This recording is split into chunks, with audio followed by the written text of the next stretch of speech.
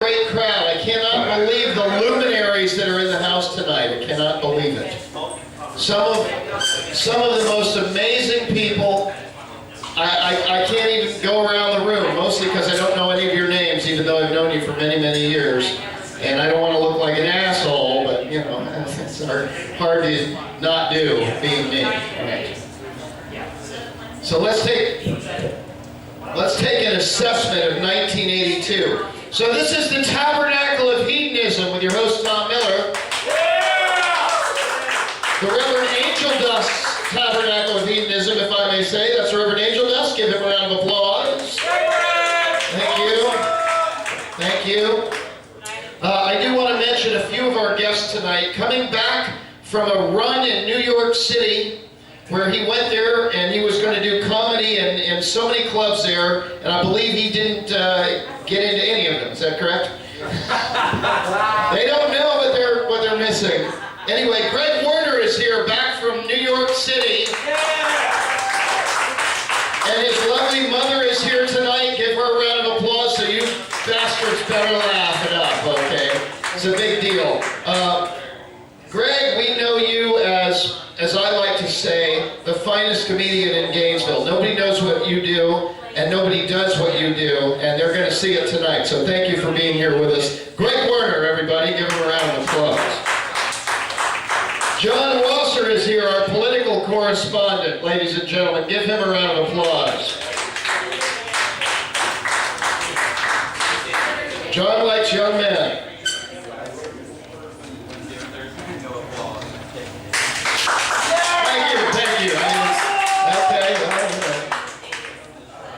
It's okay to be uncomfortable at the show. That's what we do here. Then there's the Minister of the Interior and the best dressed of the Secret Council of Society Deacons. That's Mike Garvin. Give him a round of applause. Mike, will you come up to the stage and tell us what you're wearing tonight? Mike Garvin, everybody, give him a round of applause. Learn a little about fashion. Well, you can't learn anything about fashion for me. I just wear the clothes of dead black men, Irish linen jackets, things I pulled out of the dumpster, things I stole. So what have you got on tonight, Mike? Give us a rundown. Shh. Hey, everyone, I'd really like to hear what Mike is wearing. Don't be jerks.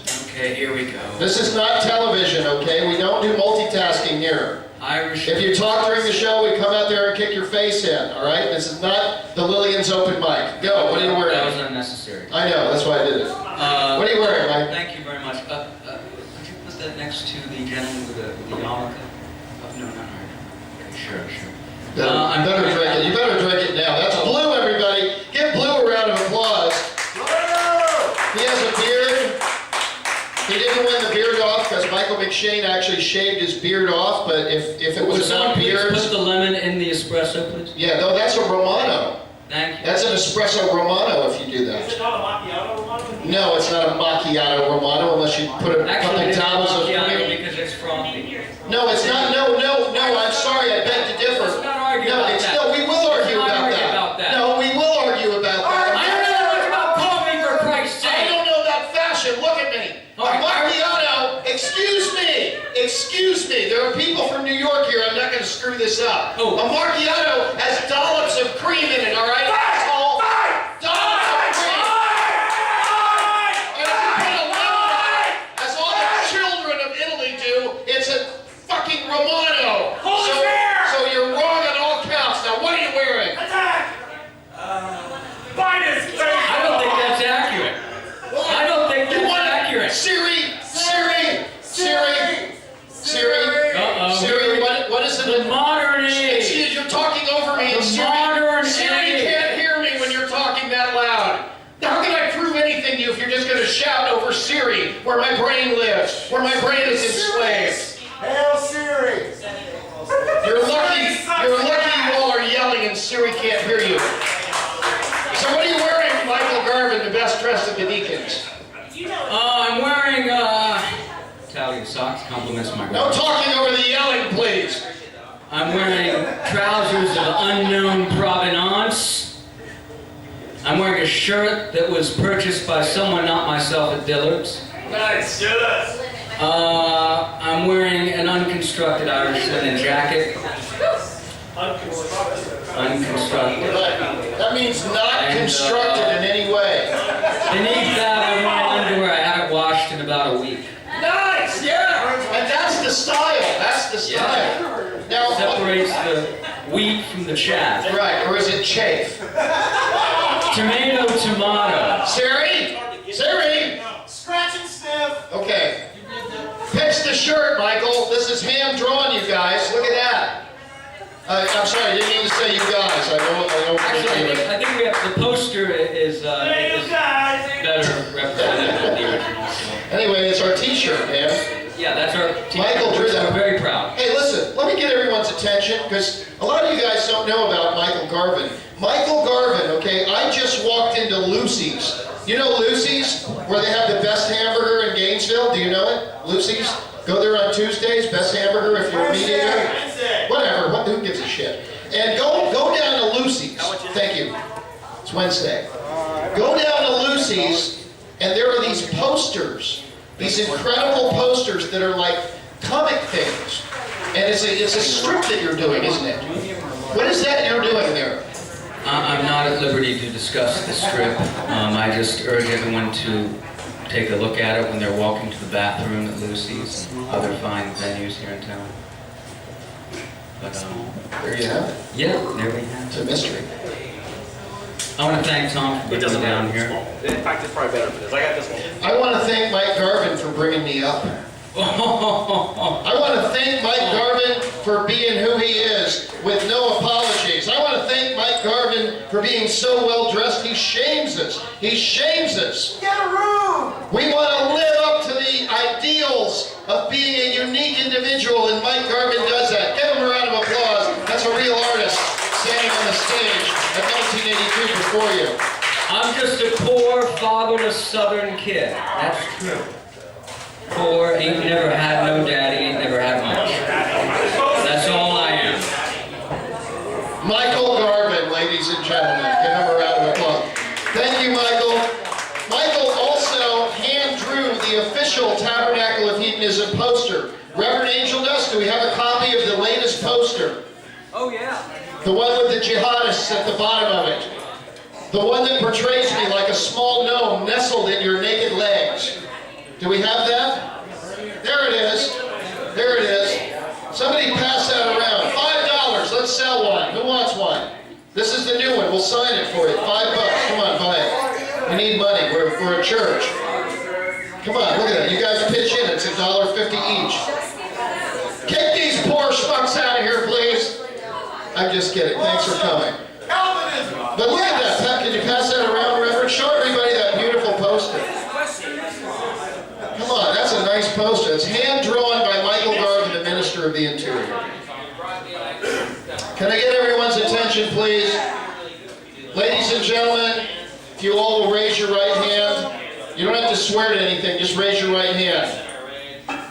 We want to make sure that the church has power over you. No, I'm just kidding. You don't have to raise your right hand. You can raise your left hand. You can pull your wiener out. Whatever you want to do, it's up to you. It's the Tabernacle of Hedonism. Be who you are.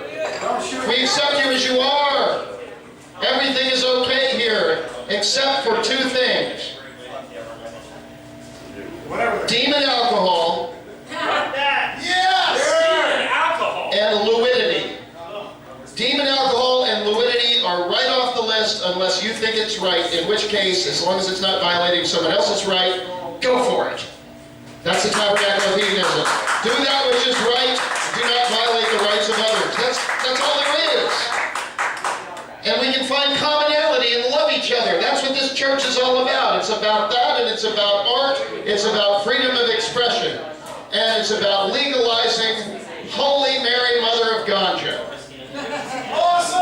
And it's about getting rid of Rick Scott and saving his soul from politics. Get that guy out of there. We will not have any lizard creatures from the alien motherhood running Florida. If we have anything to do with it, we'll do the best we can. Ladies and gentlemen, just a little louder, please. I can still hear the host. Ladies and gentlemen, I swear to God. Ladies and gentlemen, you are about to receive the word of Jamba. We come here every Monday night. And yes, we hear the same sermon essentially each Monday night. But that's because, but let me explain why that is. Has the message of love changed over all these years? No. Did you want to hear a different word? No. Did you want a different message? No. And I am telling you, some of the things that the Reverend Angel Dust says are of the canon of the tabernacle. Some of those things are rote. Officer friendly. You know the rest. Forgive us if we were driving on the wrong side of the road. Go on. You'll hear it from the Reverend. Now I ask your respect and your tolerance and your silence for this prayer. Sir, Jesus Christ, fucking documentary filmmaker that can't be quiet. It's so weird. Does he actually shoot other people? Or does he shoot other people? Blue, you're fired. Blue, why aren't you yelling at these people, Blue? Blue, you said you were going to yell. His power wasn't here. His hearing aid gave out. What? He couldn't be more faced away from the show. What's he got? His strength is his beard. I don't He know. doesn't have his beard. He doesn't have his powers anymore. You know, if I ignored you when you were a bartender, you wouldn't have made any money. What are we saying here? Nothing. Are you in? Are you in? Do you have a beard? Is your beard in? Are you all in? Me and my beard. If you're in, since you were the last holdout, that means I have the attention of everybody in the house. Except for that woman. I'm going to turn around now, Tom. Greg, you're fine to ignore the show. We talked about that earlier because you're going to do the popsicle story tonight. Greg Jones, ladies and gentlemen, my mentor, badass, host, artist, actor, teacher, evolutionary, revolutionary mind, empowered vessel of the universe. Thank you for everything you have done for me. I would not be standing on this stage talking to you if you weren't here. It's all your fault. You bastard. We're going to beat you up later. You're the genius. And best of all, broccoli is here, hugging the Reverend Angel Dust. Everybody loves broccoli. As a matter of fact, I'm so excited that broccoli is here that I proclaim next Monday night, Foodie Night. We will sacrifice a lobster and we will have broccoli communion. I said it, hold me to it. Ladies and gentlemen, please welcome to the stage for this week's sermon, the one, the only, our spiritual leader, the Reverend Angel Dust.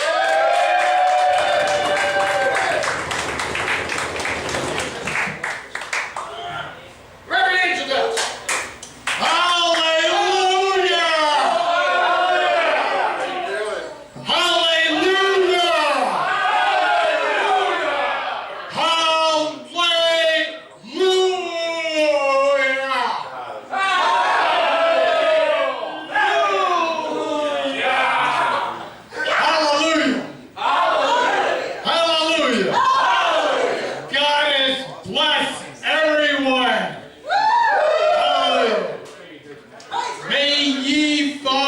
Your favorite kind of broccoli in the sacred dumpster. Hallelujah. The kind that will take you up to the Jambosphere. Hallelujah. God has blessed Jambosphere broccoli. Hallelujah. In the Jambosphere, there is lots and lots of broccoli, and the lobsters are your friends. Hallelujah. You do not need to eat them. Hallelujah. Because we got good broccoli up there. Hallelujah.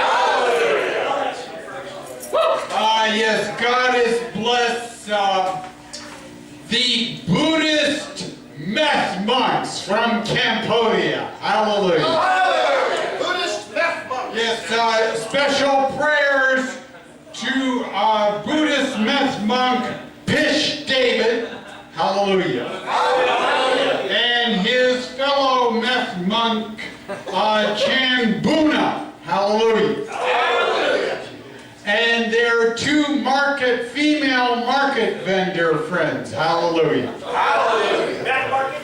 They were indulging in meth on pagoda grounds, hallelujah, and they were arrested.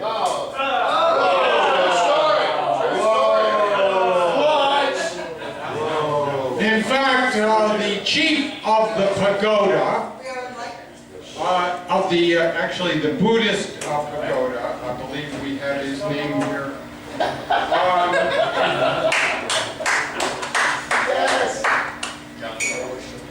Yes, it was raided by the police, but the chief Buddhist monk,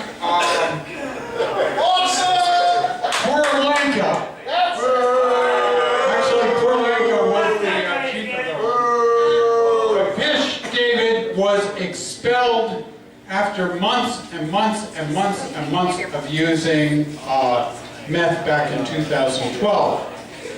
However, he came back and he resolved not to use meth and live by the traditions of the Buddhism that is celebrated in Cambodia. And then he started violating them again. And of course, here in the Tabernacle of Hedonism, we would not want Pish David to do anything that is unmindful of the rules of the pagoda. But if he were here in Gainesville in the Tabernacle of Hedonism, he would be in good company, hallelujah. Not only would we encourage him to use meth, we would encourage him to use medical marijuana, crack, angel dust, airplane glue, or any other hallucinogen or psychotropic substance available, because they are not condemned in the Bible specifically. Hallelujah. However, he would have to abstain from demon alcohol unless he was willing to make prodigious donations to the Tabernacle of Hedonism or the goddess's dumpster. Hallelujah. So Pish David, after your term in a Cambodian prison, please contact us and we will help try to find you a sponsor to bring you here to Gainesville, to the Club 1982, home of the Tabernacle of Hedonism.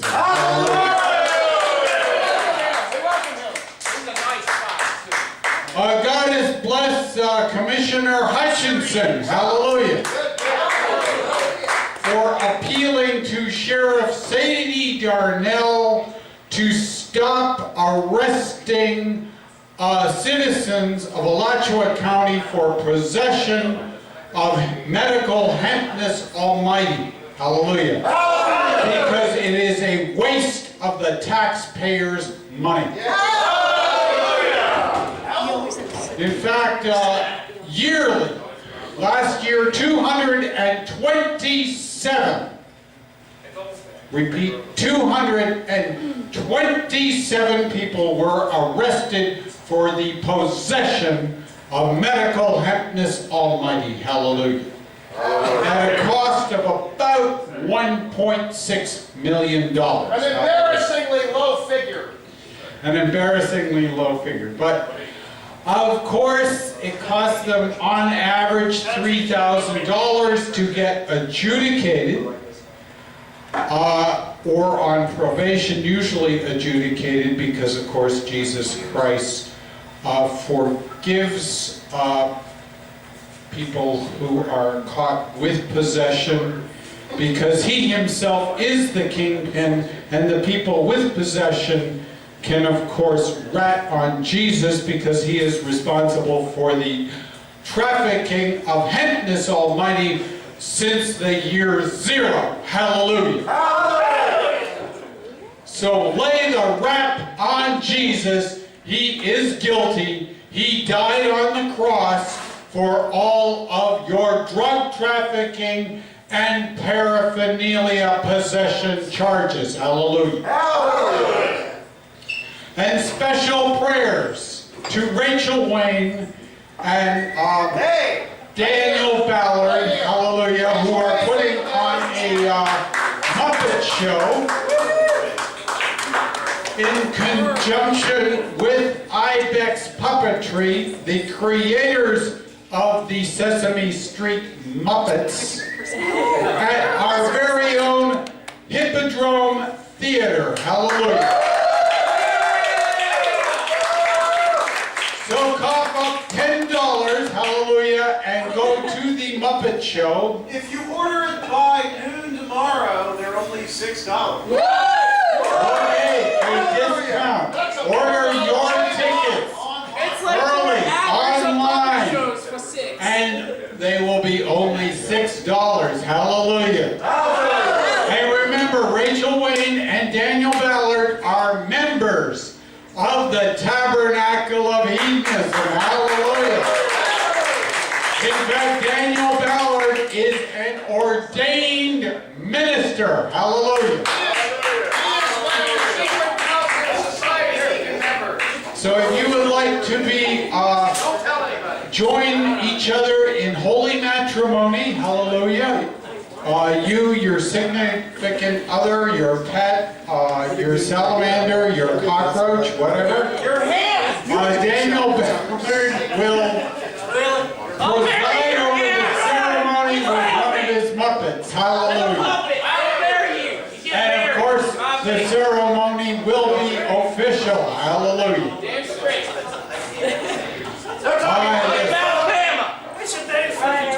No talking, please. Are there any other special prayers here for tonight? Reverend, let's have a special prayer. Okay.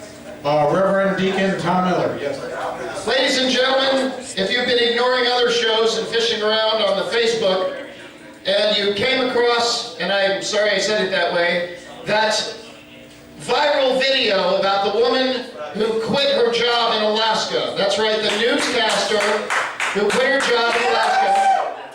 She used the F word to quit her job. On live news! And on her newscast, she dedicated herself to legalizing marijuana in Alaska before she concluded her job there with a sign-off using the expletive F word, which we do not use in church.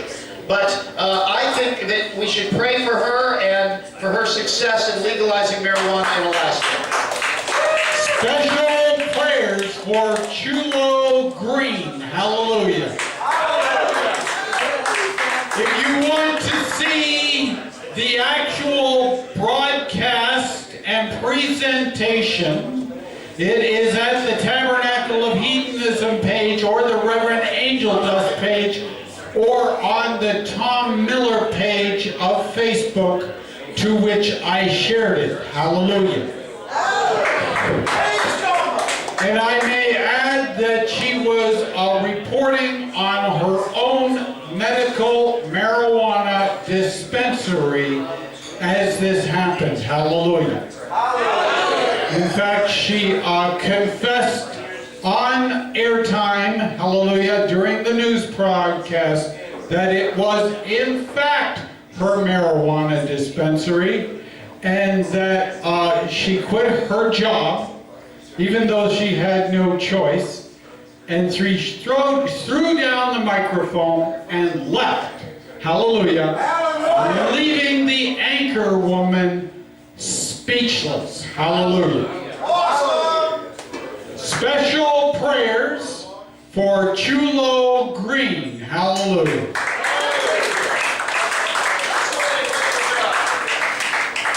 In fact, she did such a good job of quitting her job, that the station, the broadcast news, left her story, which was broadcasted on their very own official YouTube page. Hallelujah. To be viewed by the nation, the world, and the universe. Hallelujah. Now, medical marijuana may not cure the Ebola virus. Hallelujah. No proof it doesn't. But it will provide solace to those who are in quarantine. Hallelujah. And it will also, to those afflicted by the Ebola virus, calm them down, sedate them, so that they will not have as many contacts. Hallelujah. Therefore, medical marijuana, in all of its applications, has usefulness towards combating the Ebola outbreak and plague which is afflicting Africa and the world. Hallelujah. So special prayers for all of the Ebola victims, and also the prayer that they may find medical marijuana useful. Hallelujah. Any other special prayers here tonight? Anyone at all? I have two. Yes. Blue. Blue. What do you got? I'd like a special blessing for the new members of the Tabernacle tonight, and a very special prayer for Brewers East, without which we would not have even fucking alcohol. Hallelujah. Brewers Yeast, that's a new yeast. Also, brewer's yeast by itself is a good source of protein and B vitamins. And it keeps fleas off your dog if you feed it to your dog. Hallelujah. And it also keeps fleas off you if you eat it. What can it not do? Hallelujah. You balance my checkbook. It's not a good lube, Tom. You care my Ebola. It's not that good. God. Well, Until it's fermented. You guys are supposed to get here until midnight. Cool. As you know, there is a controversy brewing here in Gainesville over GRU. GRU has recently erected a biomass plant, hallelujah, which we here in the Tabernacle of Hedonism hope will eventually burn marijuana stalks, hallelujah, to produce electricity and propel automobiles, hallelujah. But we here in the Tabernacle of Hedonism know how to produce energy more inexpensively than electricity produced from the biomass electric plant, hallelujah, or coal burning power plants, which contribute carbon dioxide to the atmosphere, thereby contributing to global warming. Hallelujah. And we know how to produce electricity even cheaper. Cheapler. Cheaper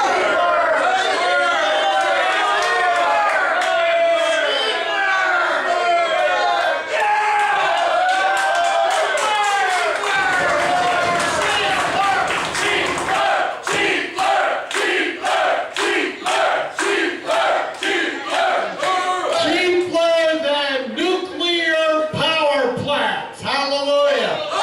Which melt down and irradiate the landscapes, the people, and all of the creepy crawlers, cockroaches, and rats. Hallelujah. Not to mention the possums.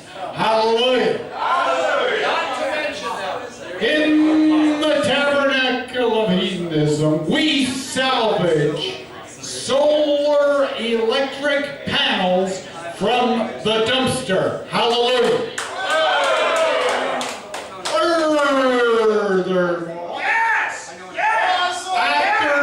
securing our solar electric panels from the sacred dumpster and any other dumpster, hallelujah, and even beside the road, hallelujah.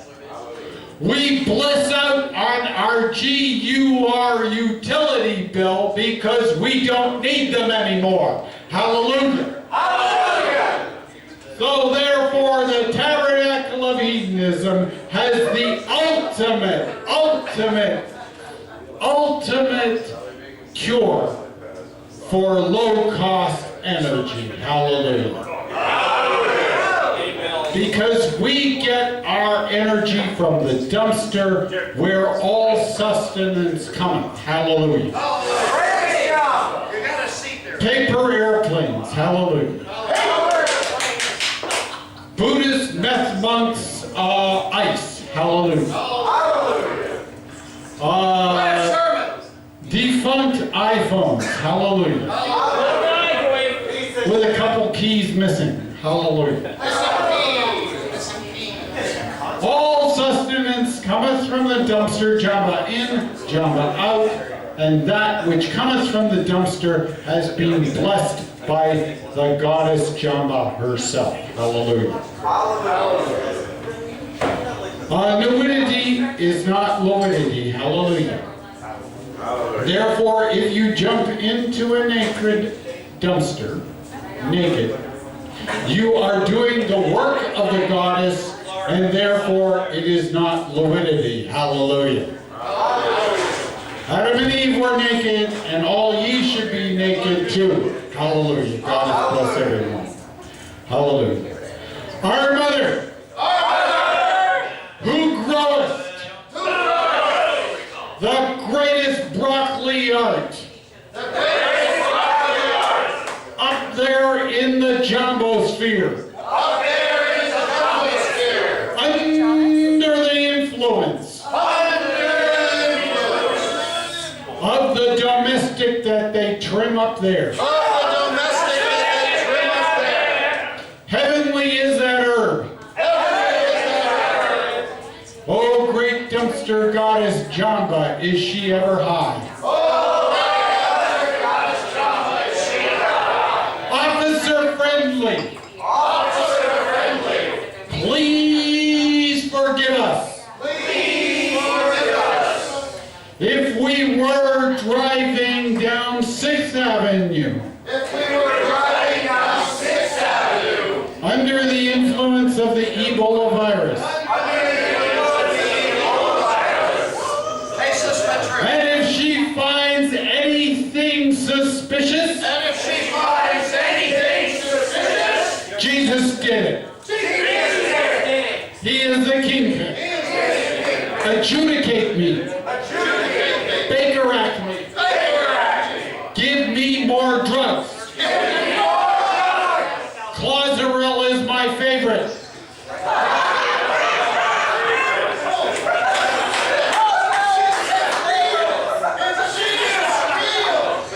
For thine is the cow pie, the ring, and the shroom. Amen. A woman, a joint, a quarantine, in an Ebola virus sanctuary. Next to a mountain lake in the mountains. In seclusion. God bless them. Hallelujah.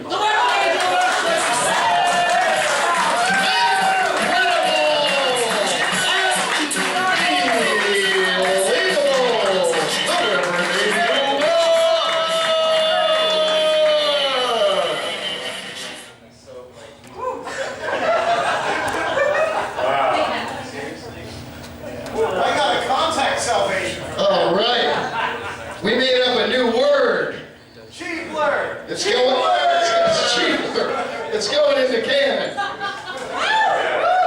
go up to Starbucks with your discount card, you say, how much is that latte?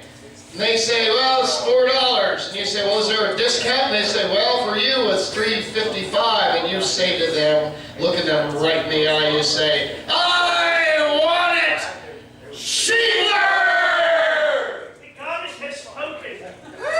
That was an applause line. Go.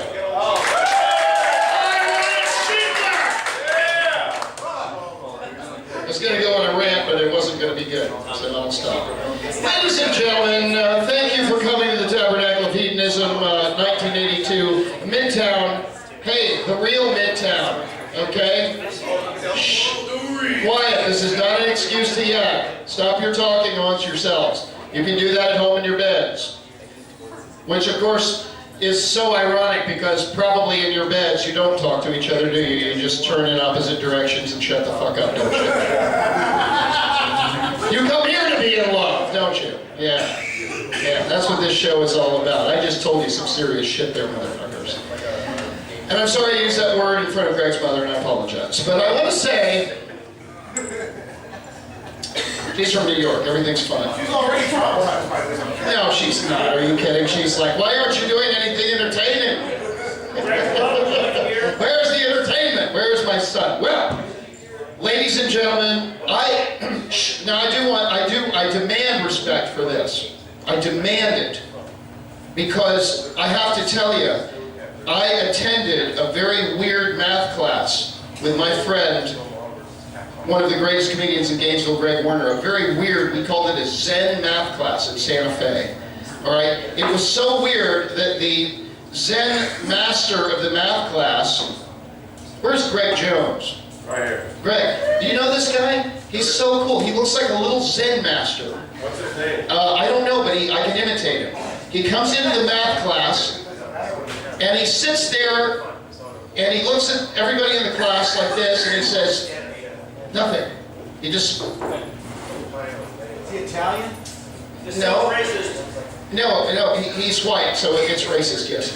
And so he's looking around, and then people are like, what the hell is he doing, you know? And then finally he said, what should we do? And we said, what are we supposed to do? He goes, it's your class, you know, you tell me. You're going to make up the problems, and then you're going to answer them. And then after you answer them successfully, you're going to get an A. Are there any questions? And nobody in the class could handle it. Everybody was like, what are you talking about? We can't do that. Where's the computers? Where's the tests? No, you make up the questions, and we'll talk about it, and then you figure out how to answer your own questions, and you answer them on the test, and we'll go over them until they're all right, and then you hand them in, Teacher. and you're going to get an A. If you work hard and you try. Right. Man, there were only two people who figured that class out. Me and Greg Werner. Everybody else, they could not go outside of the programming and allow for creativity in math. And what he was saying is, get rid of the structure. Math is beautiful. Math is an art. It's the way we see the cosmos. It's the way we define ourselves. It can be music. It can be laughter. Math can be a beautiful thing. And Greg and I, and one or two others, were the only survivors of that class because we knew where it was coming from. And Greg is one of the funniest comedians in Gainesville. If you don't get where Greg's coming from, you just don't get comedy. And I promise you, I'm not the only one who thinks that. Ladies and gentlemen, presenting the Team Greg t-shirt, please welcome to the stage the one and only Blue Lang. Musician, businessman, friend, real deal guy, professional wrestler, and the loudest yeller in the Gainesville planet. Leave it on! Leave it on! It's a small, just for you, David. Team Greg, right there! Pose it! Get your cameras out, we need shots. Somebody get some shots. I need some poses and some shots. I want Team Greg. Let's see the gun show! Come on, where's the cameras? Reverend, get up there. Get the camera shots. Hang on, I gotta get a shot of that. You guys just indulge us, it's an art show. All right, just forget it. Hang on, that's good. Hold on, don't move. Team Greg, good. In 5 years, these are being blackmail pictures. Okay, we certainly hope so. Thank you. How about it for Blue, ladies and gentlemen, presenting the Team Greg. That's a fan shirt, Greg. We're gonna mass produce those and keep all the I'm just kidding. Are you ready? Do you have your drinks in hand? Greg returns to us after a 3-week hiatus in the Big Apple of New York City, where he went to perform on comedy stages all over New York. He performed on none of them. But that's not the point. Our great legendary comedian was in New York City. They felt his presence, and comedy has changed forever. Please welcome to the stage one of the funniest guys I know, my co-pilot in my advanced Zen math class, and his mother is here. You better laugh your asses off. The one, the only, Greg Warner!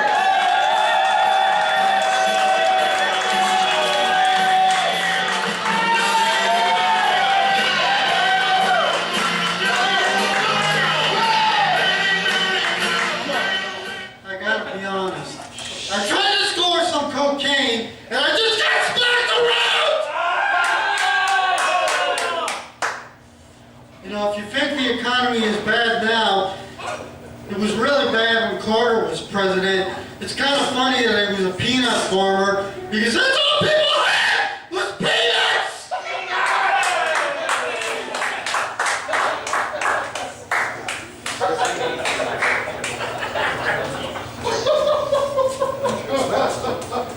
What's Neil Diamond's favorite drink? What? On the rocks. I said, everybody say what? What? Well, since you asked, juice! Yes! No talking, please. I can still hear the accent. All right, I'm in Walmart, which is where I work, and this guy who works there comes in and he says, did you see this girl? She had a big ass. And I said, he acted like he never saw a big ass before. And I said, did you ever see George W. Bush speak? Did you see a big ass?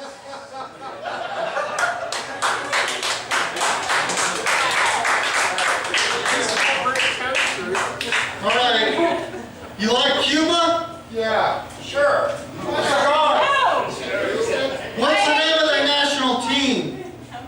Cuba. Let me think for a minute. The Olympics!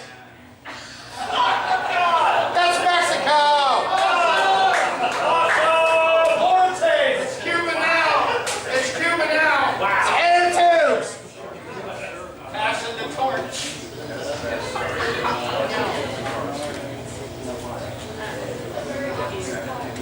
You look a little shocked. There was this pizza place in the mall, and well, they tried to keep it open, but I guess the economy is so bad, they just didn't have the dough to keep it going. That was offensive! I was watching this porno, and this girl walks in and she sees me, and I thought, we're not fornicating, we're fornicating!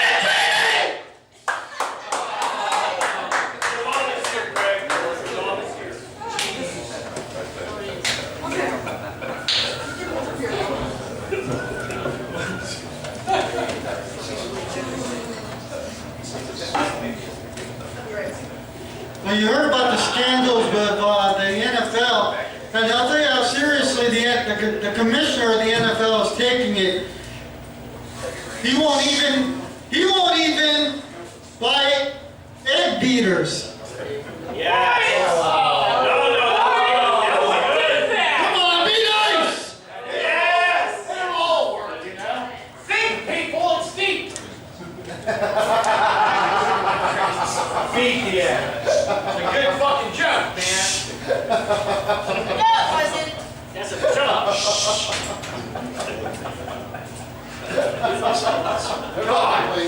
Well, you know what job George W. Bush will never get, or Joe Biden? As much as they may want it, they'll never get a job in a brain bank! Yeah, what?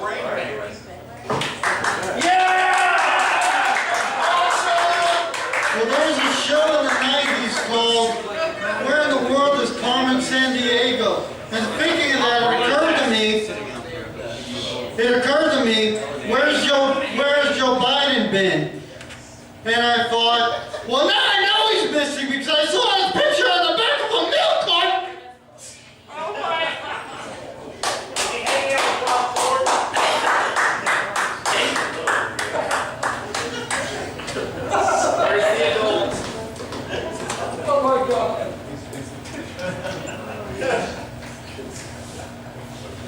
You know what occurred to me?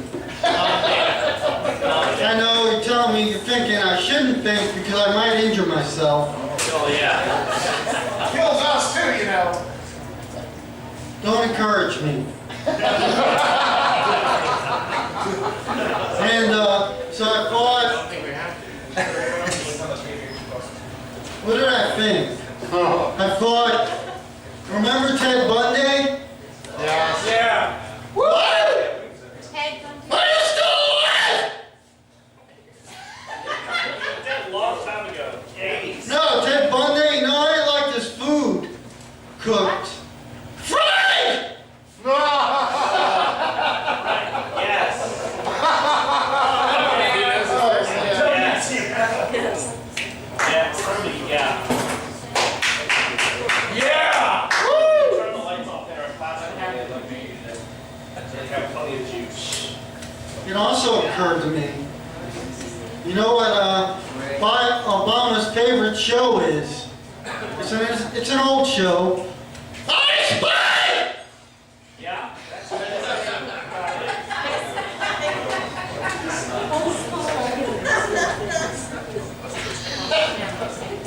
It's a black thing. No, I'm white.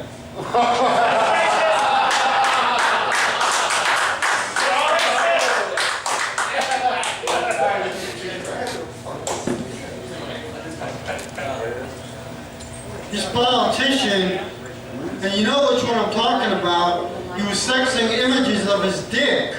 Well, you know, there's a word for that, and it's called being a pornitician. Nice. Making up words in the Tabernacle.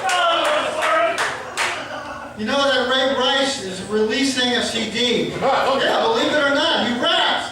And the name of his CD is called Beat Down!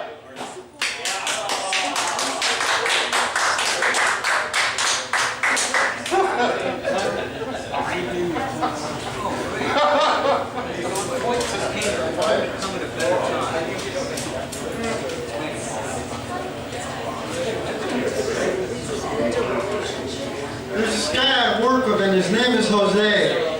And he can only push 6 carts, and I can push 16. And I'm like, are you freaking kidding me? My grandmother pushes more carts, and she's pushing up daisies!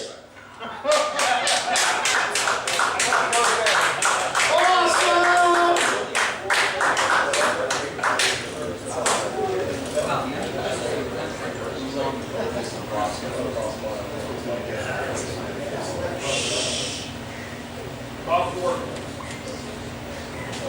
You know, I have a little bit of bad news. This ping pong place opened, and believe it or not, they didn't have the guy was kind of wimpy, and he didn't have the balls to be able to keep it open.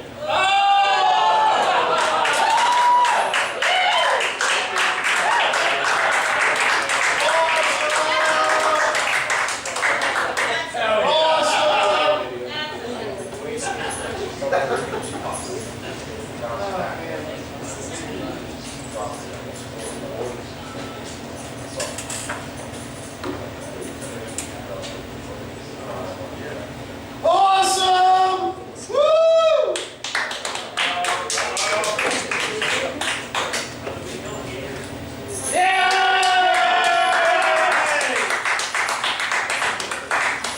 Are you ready for an impersonation?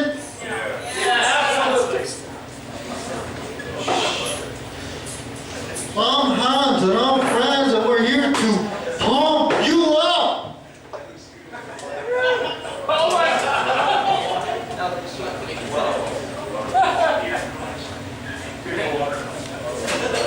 Now I'm going to channel a comedian that I used to be a fan of.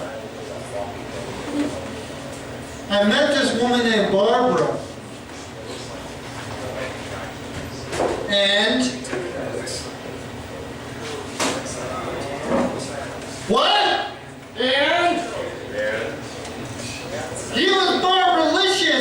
She was barbarian. I'm in Barberland.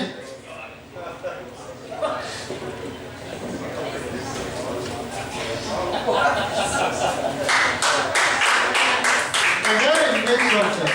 That really sucked. That wasn't bad. What can you do with magic? That was awesome!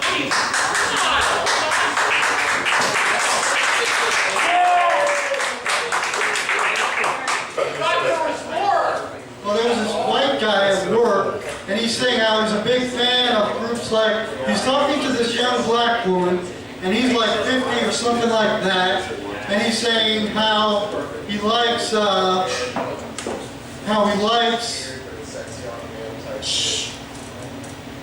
Beyonce and this other group, and I'm thinking this guy is either gay or he's trying to get some black tail. Oh my God. Well, I know a group people saying he had the best, he had this record, the greatest hits of the Boys to Men. Oh my God.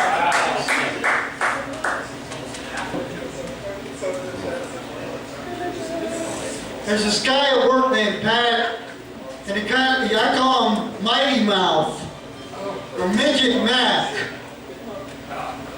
And all this guy does is run his mouth off. Does that remind you of anyone? Actually, I was thinking of myself. But I know how to get rid of them. Oh, let's go dancing! Whoa!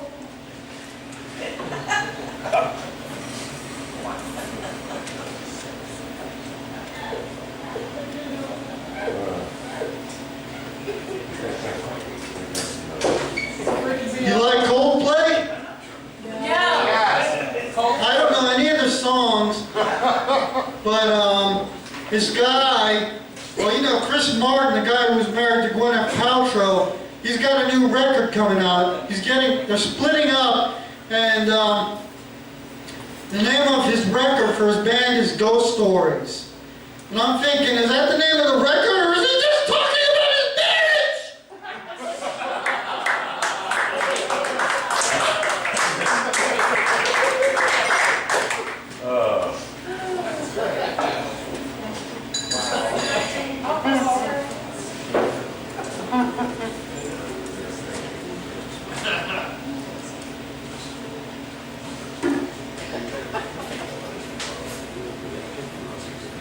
I'm going to make a confession. I like Jennifer Lopez. Undressed! Undressed.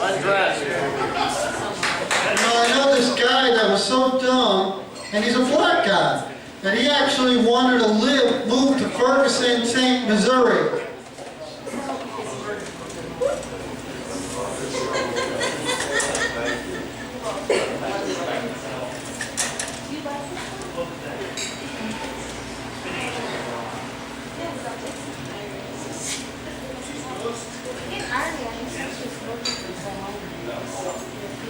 Rock forward.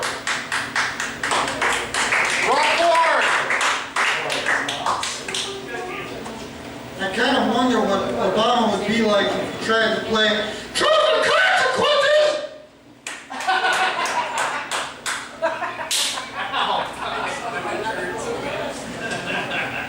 Hey, Rachel Wayne, you're not related to Bruce Wayne, are you? Because I don't want him to come and kick my ass.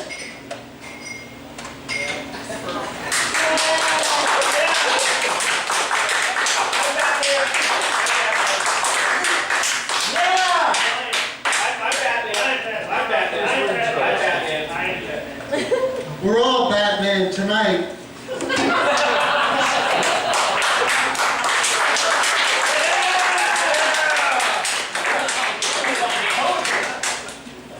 Thank you, and thank you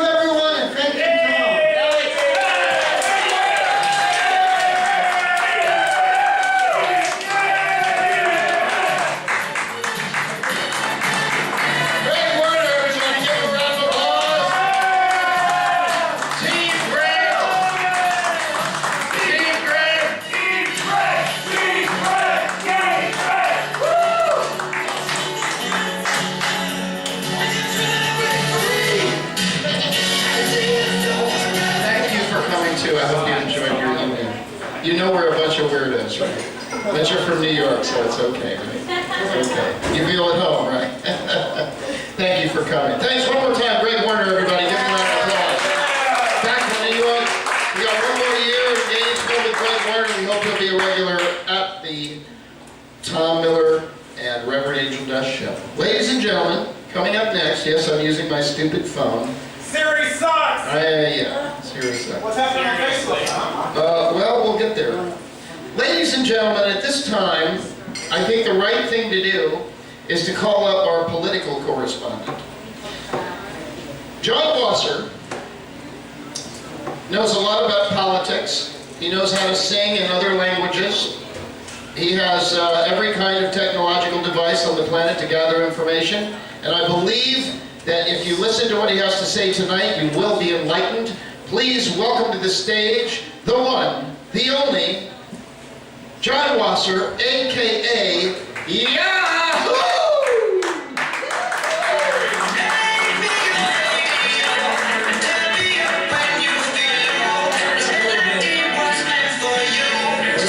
Back to his old ways, he can't even pronounce Wahoo. I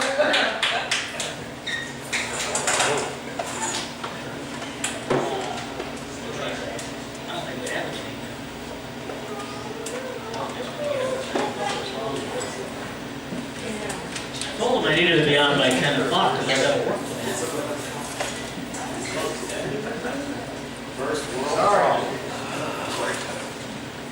There's nothing left for me. The days that used to be. There's just a memory among my souvenirs. Some letters tied in blue, a photograph or two. I see a rose from you among my souvenirs.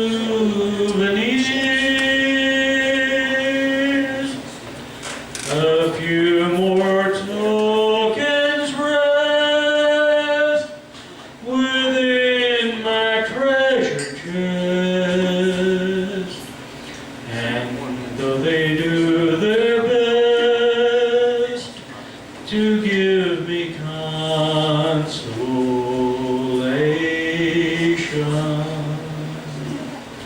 I count them all apart, and as the teardrops start,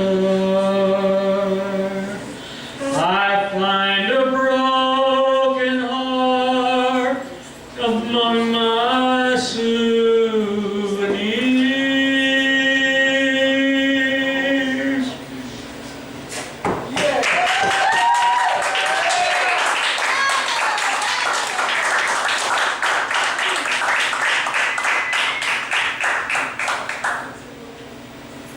Here's what I did last night at Coffee Culture. It got a bit of a kick there. Sung by Phil Oakes, whose parents owned the New York Times way back when. Oh, I'm just a typical American boy from a typical American town. I believe in God, not in Senator Dodd, and keeping old Castro down. So when it came my time to serve a new better dead than red. So when I got to my old draft board, buddy, this is what I said. Sarge, I'm only 18, I got a ruptured spleen, and I always carry a purse. I'm blind as a bat, my feet are flat, my asthma is getting worse. Yeah, think of my career, my sweetheart dear, my poor old invalid aunt. Besides, I ain't no fool, I'm going to school, and I'm working in a defense plant. Oh, I hate showing line, I hope he dies. But one thing you gotta see is that someone's gotta go over there, and that someone isn't me. So I wish kill me 1,000 or so. And if you ever get a war without blood and gore, we'll all be the first to go. Sarge, I'm only 18, I got a ruptured spleen, and I always carry a purse. I'm blind as the back of my feet are flat, my asthma is getting worse. Yeah, think of my career, my sweetheart dear, my poor old invalid aunt. Besides, I ain't no fool, I'm going to school, and I'm working in a defense plant.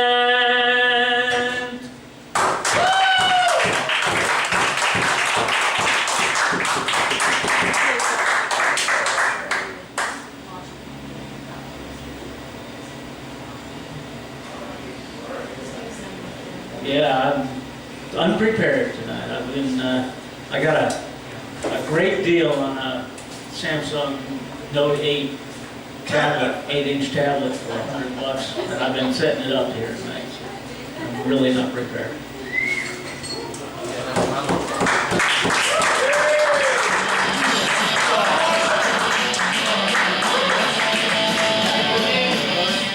For being unprepared, he laid it down, did he not? Ladies and gentlemen, John Wasser, give him a round of applause. Thank you, John. Glad you're here. Glad everyone is here. Remember, only the people who survive past 12:30 get to see the real show. I don't know what that means. Ladies and gentlemen, my very good friend, Greg Jones, he's a colleague, he's a mentor, he's also my instructor. He teaches drama at the Santa Fe College. He has changed people's lives. He does not teach you the rote, hackneyed drama. He puts you into a new world where you're going to learn something. And he experiences life the same as we all do, and he had a little story he wanted to share, and I'm not going to say anything else or belabor the point. Please welcome to the stage the one, and give him your respect and no talking, thank you, the one, the only, Greg Jones, ladies and gentlemen, Greg Jones. Incredible. Hey, is this the good one? The tour from Hana of Gainesville. This is the good one. This is the good one. Hello, everyone. Good evening. It's great to be here. It's great to be part of this grand event and the confluence of energies that this show is about. The characters, the brilliance, the diversity, the amazing, vibratory, energetic communication that goes on in this room at this time every week in Gainesville is a blessing and a treasure. It's something, yeah, and Tom, you're the guy that did it, but this happens in other places on the planet and other places in this country, but to do it in this town with the people that are here on a weekly basis and to make it not only a church, but a club and a place of belonging and a place of spiritual union through comedy and talent and brilliance and character work and preaching and sermons with wisdom ranging from ganja to dumpsters and back, with people's ears being pierced by the magic religious connection and channeling that this man has to the vibe of the community and connection with the outside universe that brings itself in here to live in your hearts while you listen, while you make witness to, while you become a part of this happening, this momentary configuration of spirit. You should feel blessed, you should feel honored, you should feel loved by all the people in this room, because everybody loves you. I want to say that, thank you. I had to get that off my chest, because I really feel it, and I think this is a special place. But Tom, the story that Tom was alluding to is a popsicle story, and it's something, it's a saga, it's a mercantile consumer saga that I recently lived through here in Gainesville, our fair city, Gaines Village, as I like to call it. I was at my local Publix on Main Street, you know, the one at 10th Avenue there in Maine. And I live in that neighborhood. I've shopped at that store for 23 years at the same Publix. And I spend about $150 a week on groceries and various shit that I buy.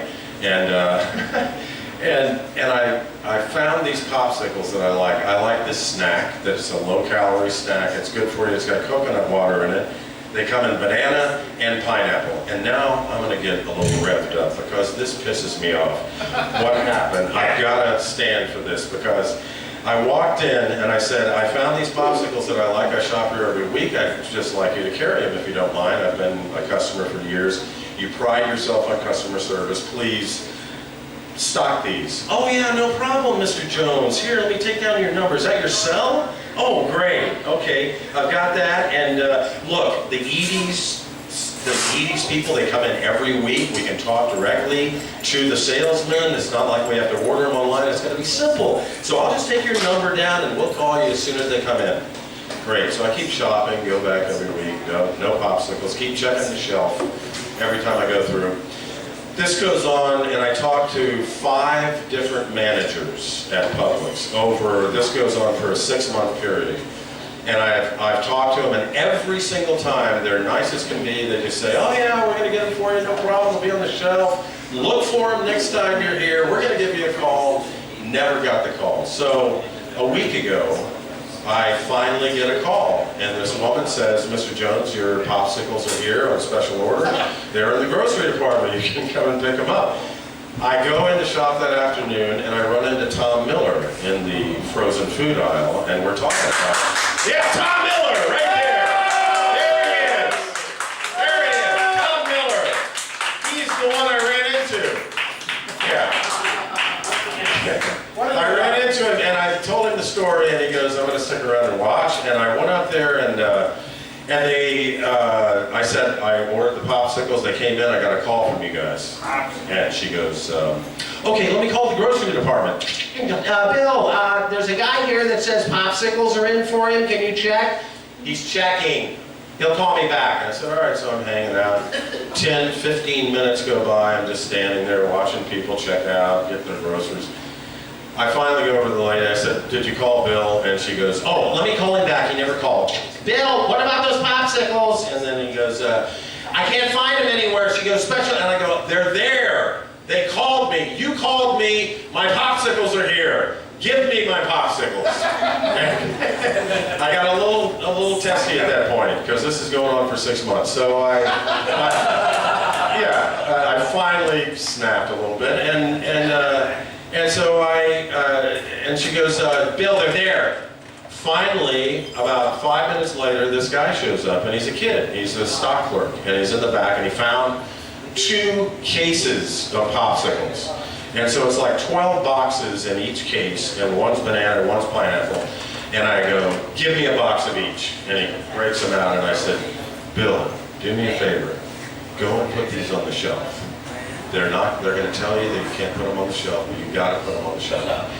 And he secretly put the popsicles on the shelf. So now, at Publix, you can actually get these popsicles. I'm going to pass my phone around that has the picture of the popsicles on it so that you guys can see the popsicles, because it was a saga, and so here's the picture. Thank you. If you could just pass that around.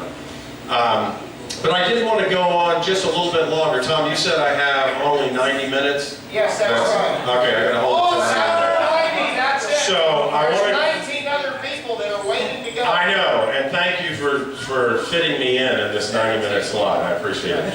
But then you showed up at the last minute. I got to say, I'm intrigued by you guys down here. I've been watching you as an audience member the entire night, just watching the couch people.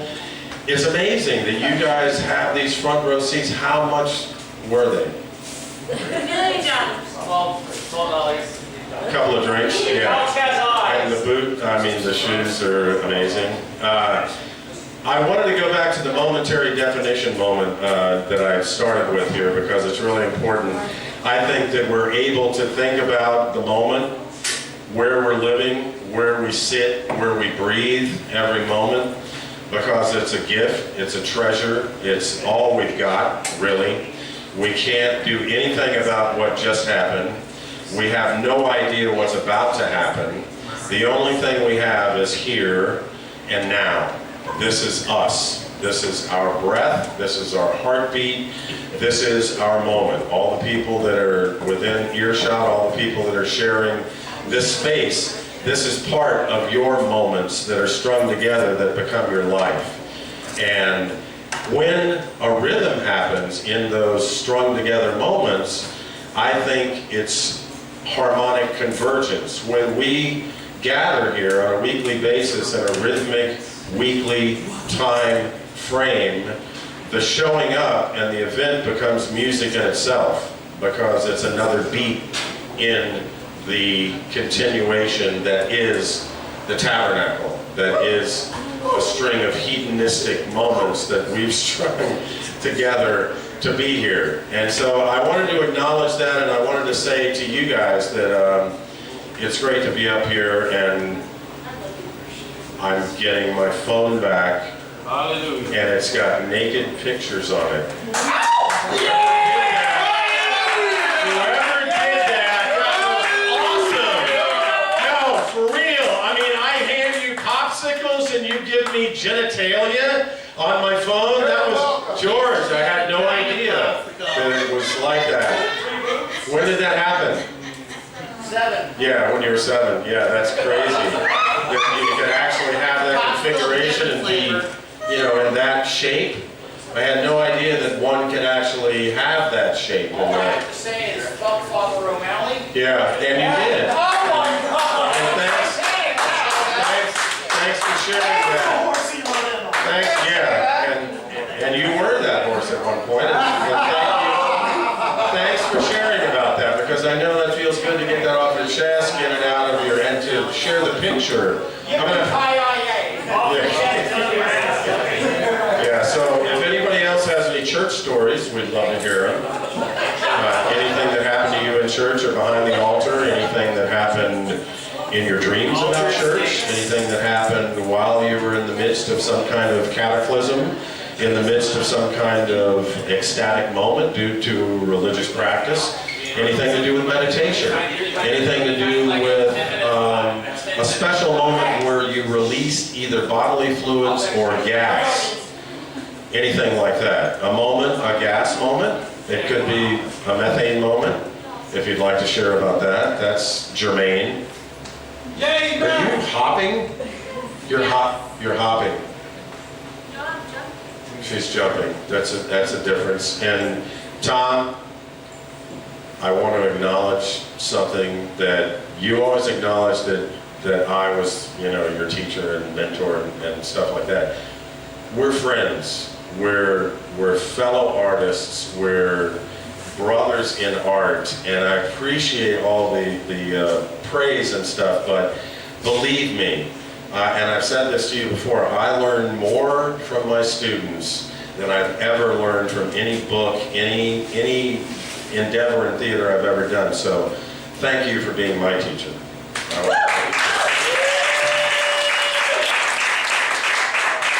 And now I turn the show back over to my former student, Tom Miller!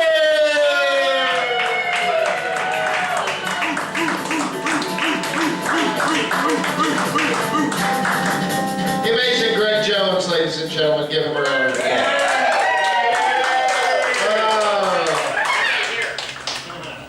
Taught me keep pushing. Keep pushing.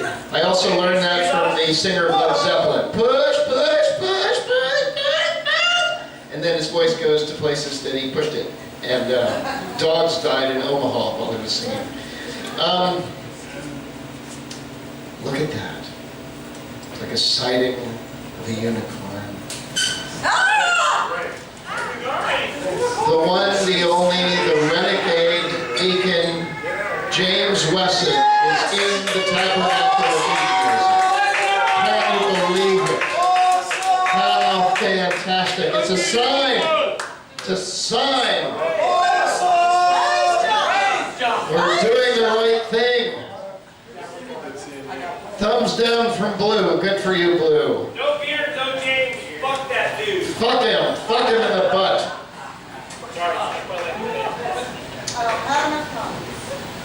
Ladies and gentlemen, please welcome to the stage the one, the only, Allison Chadwick.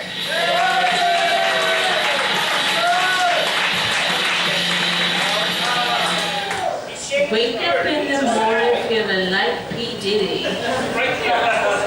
Sorry, I've never understood why you want that in your life. I've met P. Diddy. It doesn't sound like a good word. It sounds like hungover. Like, wake up in the morning really hungover. And then she goes on that she wants to brush her teeth with a bottle of Jack. I think 4 or 5 dentists would approve of that, but I'm not a dentist, what the fuck do I know? So I want to talk to you about work. How many of us hate it? Do you hate it? Love it. See, I feel weird because, and this week we will give you more. Awesome songs. I actually love what I do. I'm a political consultant and I'm a freelance writer. In my life, I really need to make some money. But still, I mean, work is good for me. But the weird thing I find is that, like, people talk about working with men and women as being different. And some of the guys I work with, I'm like, dude, yes, your penis is larger than mine. Mostly because I don't have one. But I'll give you, like, I'm not kidding. It's like, does every conversation have to be about penis size? Seriously? I worked with a guy and he was like, he somehow perfectly managed to marry have a big penis and a small one at the same time. He was like Shaquille O'Neal and Napoleon at the same time. So I called it a Shaquillean complex. There you go. That's what I meant to say.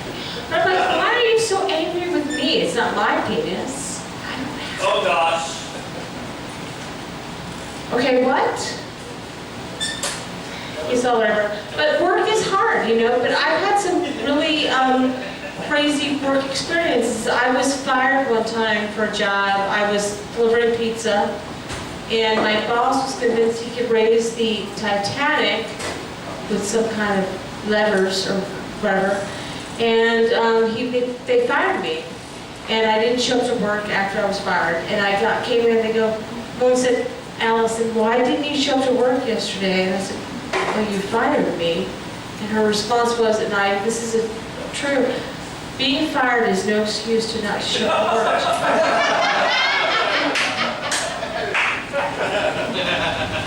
I'm like, what? She goes, yeah, just because you're fired, you still should have showed up to work. So I said, how about quitting? Is that an excuse? Because I quit. I was delivering pizza, and that was the best job of my life because I get all sorts of free pizza. And I was in college. It was good.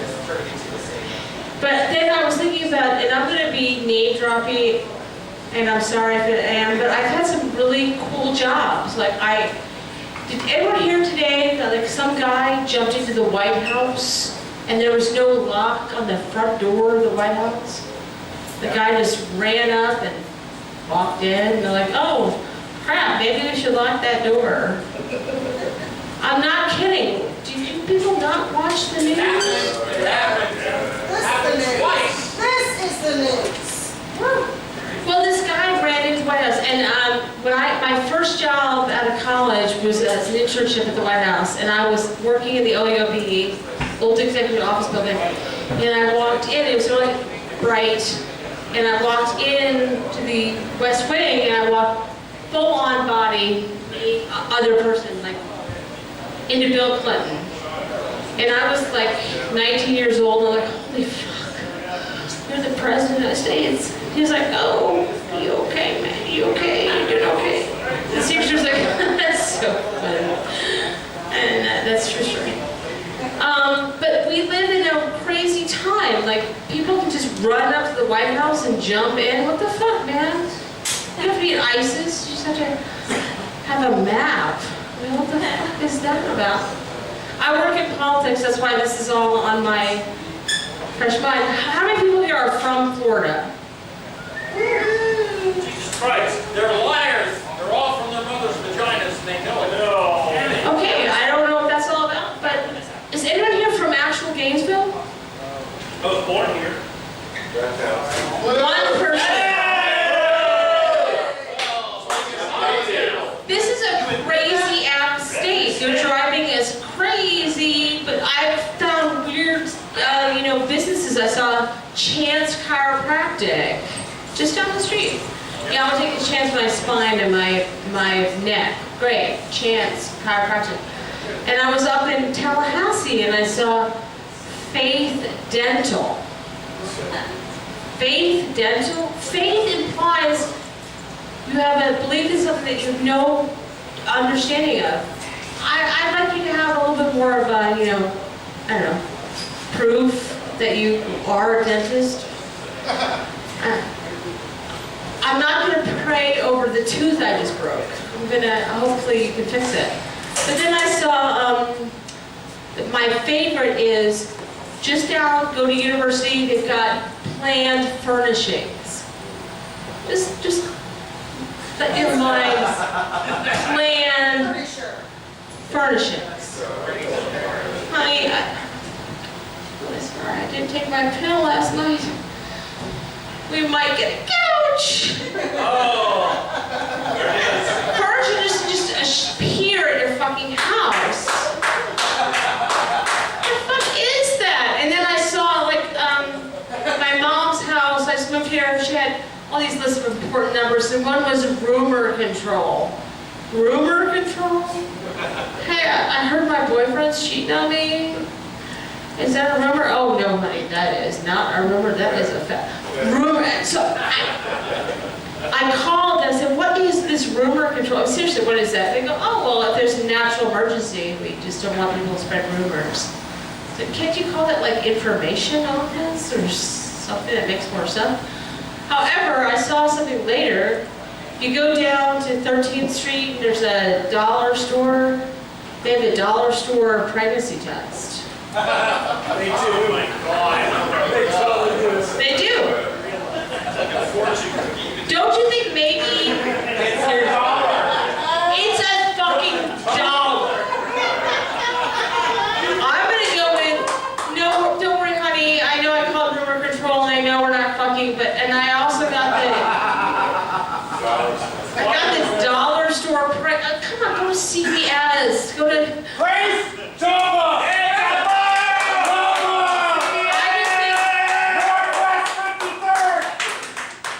I just think maybe there's some other place you can go. But so is no one here from Gainesville? You did that. You did that already. No, I just think it's crazy. People don't know how to fucking drive. When the light turns green, you go. Oh, sorry. New York, it fucking is bad. And there's lots of serial killers in the Gainesville area. Do y'all know that? Serial killers. Yeah, Ted Bundy was not in Gainesville, but he was in Florida. Yeah. I was worried because I'm afraid of serial killers because their name, serial killer is in their fucking name. And my dad was really violent. He always tried to strangle me. So when I heard about the Long Island serial killer, which is where I'm from, I thought, oh shit, he might be the Long Island serial killer. So I called him and I said, Dad, are you the Long Island serial killer? True conversation. This is a true story. This is not. I didn't write this because I'm not that creative. He goes, those murders are on the south shore of Long Island. That's a 45-minute drive.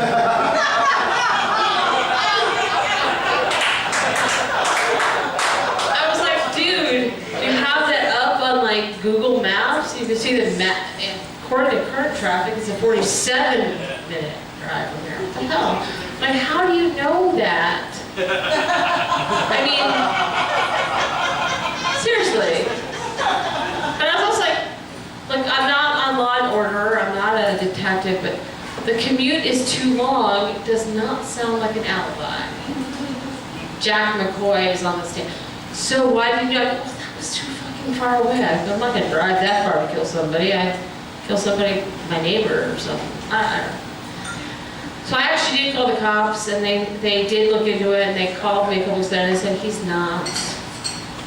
I don't think they're right, but you know, I did my due diligence. And Ted Bundy was caught because his girlfriend turned him in. So I did my thing.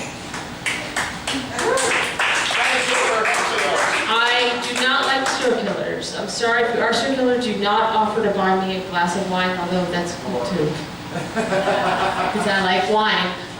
But do you all follow Twitter? Are you all on Twitter? Yeah, crickets. Horrible. No, well, if you go on Twitter, please follow me. I'm Hobbs Durden, Hobbs Calvin Hobbs, Durden Fight Club. Oh, and I'm... What? What? What? Hobbs Durden, what's about? I like Hobbs Durden, Hobbs, Calvin and Hobbs Durden Fight Club. Oh, that's easy to remember. You must have not seen it. At Hobbs Durden, Twitter. Oh, and also I'm now working for Next Gen Climate. We're taking a Noah's Ark around Florida to showcase what a douchebag Rick Scott is. So if you want to be to that, you know, that's cool. He's a douchebag. But anyway, thank you for letting me talk to you about my cat and my serial killer family. And have a good night. And thank you, Tom Miller. You are so awesome.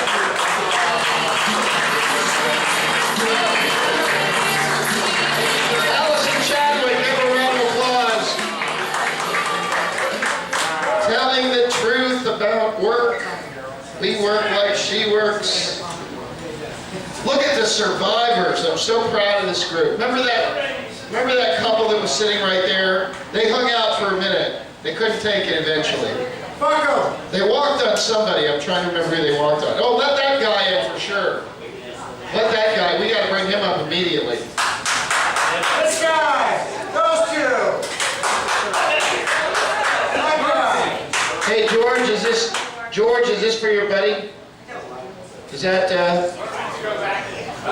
is this it? No? Is this the thing? Okay. All right, give a round of applause for George. George's been working on the club here. Doing a lot of improvements.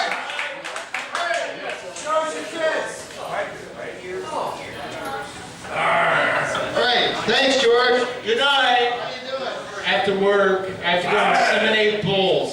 Yay. All right. Thanks, George. Thanks for coming out tonight. Give George a round of applause. Appreciate it. George has been helping to turn this club into a much, much bigger deal. Where's Chef tonight? Jen? Deacon Jen? He masturbated. All right. Ladies and gentlemen, can I get everyone's attention? I know that's impossible. The later it gets, the harder it is. That's not what she said last night. All right. Shh. Can I get everyone's attention? Hey, Top Hat. Hey, Kane. Come here, you Irish gnome, you. No, I'm just kidding. Buy him a drink at my tab and send him over here somewhere. I'm trolling.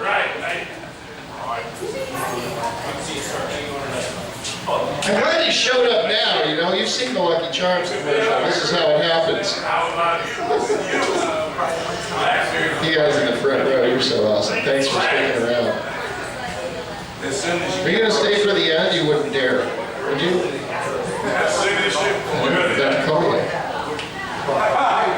Are you Alex Nader? I want to say it right. I'm checking with you. They can't hear me because they're talking over all the acts. I'm going to set you up and then it's up to you. Right. There's three, see, my eyes work like the Terminator. There's 3 units I have to get under control. So I'll start over here. You guys are good. We're done. Entertain me then. I'll be getting back up. Lucky Charms.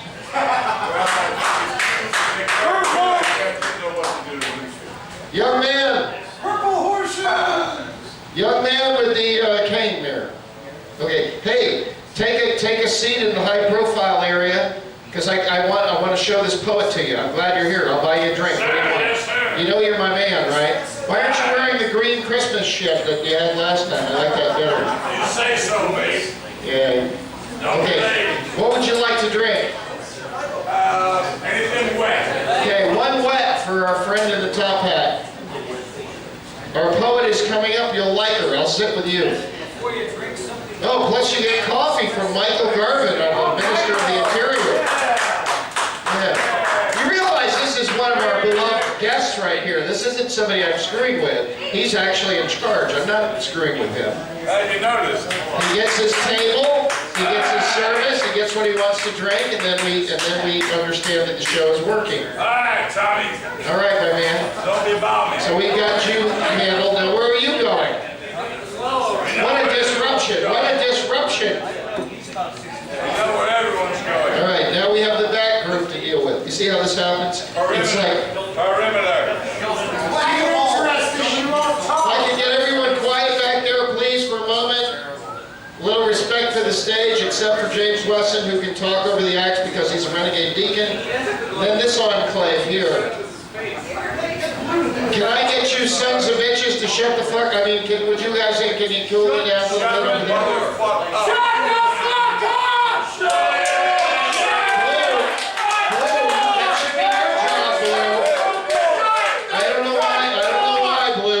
Lost you, Blue. Blue, something happened to you. Who was that? Something happened to you.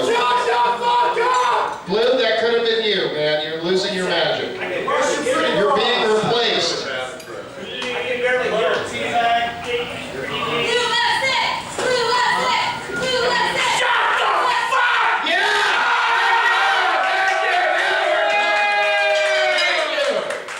Thank you.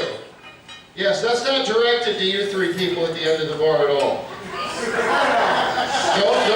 Don't worry about it.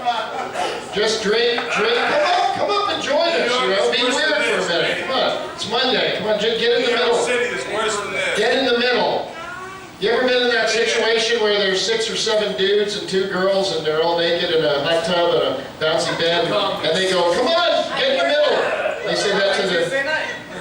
What? Really? And you didn't call, you asshole. All right. No, come on, just sit in there. Now look, here's the deal. Now I got to say the name right. Poetry. Sit down. Relax. Sit next to him. He'll help you out. He'll straighten you out. If you're good, we've got big bags of cocaine on the left-hand side of the dumpster at the end of the show. So okay, here we go. Ready? Ladies and gentlemen, please welcome... Jesus. Please welcome to the stage. Thank you for coming back. It's a church, ma'am. It's a church, all right? It's the Tabernacle of Hedonism. We are in control. You are not in control here. We are. No one is in control. We also control everything that the alligator prints, so if you work for them, you're doubly fucked. We control everything. You work for the alligator? You and me in the back. All right, here we go. Ladies and gentlemen, our next guest, she's just going to read a couple of poems. Just give her a little bit of attention. Please welcome to the stage, Alex, I want to say it right, I'm going to fuck it up, Matterer.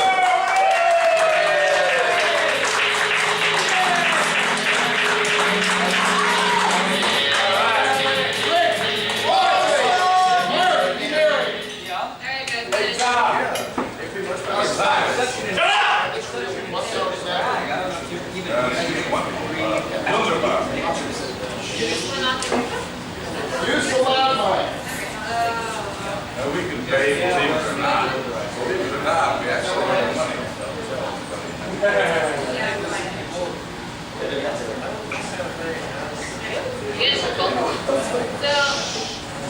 Get real close to the mic. It smells good, guys.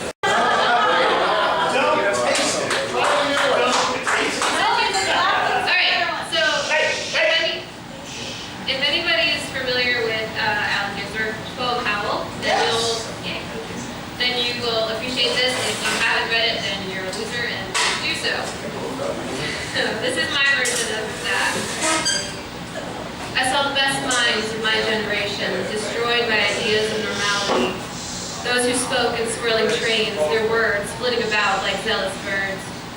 Those who sit under expanses of ever-changing sky, so desperate to find their place in your world. Those who express joy and exuberance, jumps and leaps and screams under the unforgiving eyes of their peers. Those who hide in dark recesses, crafting beautiful monsters from the bittersweet life outside their windows. Who struggle and fall, yet stand and laugh when faced with the slicing cards they've been dealt, finding their own twisted piece in it all. Those same minds who display distinct badges of individuality, yet are forced to hide them under the suffocating coats. Who dodge suspicious glares for speaking the wonders held within their minds.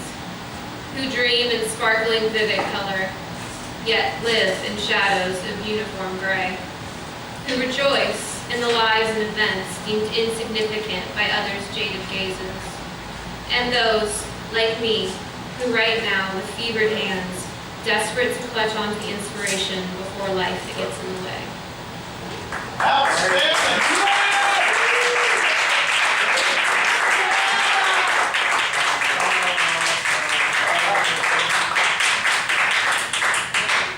So this is actually a tribute to my grandparents who just had to close their business they had open for 40 years down in Clearwater. So this is for them. Here is your blue work shirt with your name over the pocket. Here is her tiny gold bicycle worn around her neck every day. Your icy blue eyes that match hers and mine. There you both sit, keeping steady watch over the counter. That glassy counter filled with strange parts and contraptions that I spent my childhood with. Wheels and handlebars and gears tucked into corners in this dusty shop. This dusty shop that has been dusty for the 20 years I have known it, and probably a lot more. My height, and my sisters, and my cousins, and my brothers, documenting our years on the door jamb. There you sit with your grease-stained shirt, that same grease darkening your 83-year-old hands, tuning another chain, another cable, just another day's work. 40 years of another day's work, until now, when your doors must close. Know you leave a legacy behind of doing the impossible, but always knowing it takes just a little longer.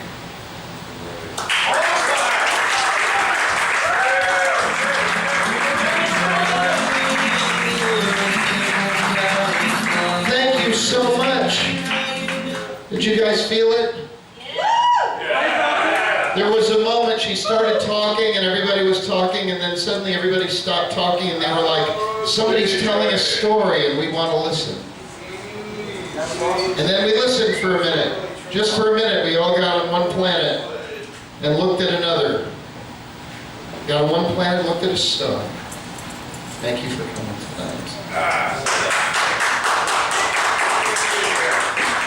Now, ladies and gentlemen, don't mistake our friend's loud voice for rudeness. He is one of the Tabernacle greats.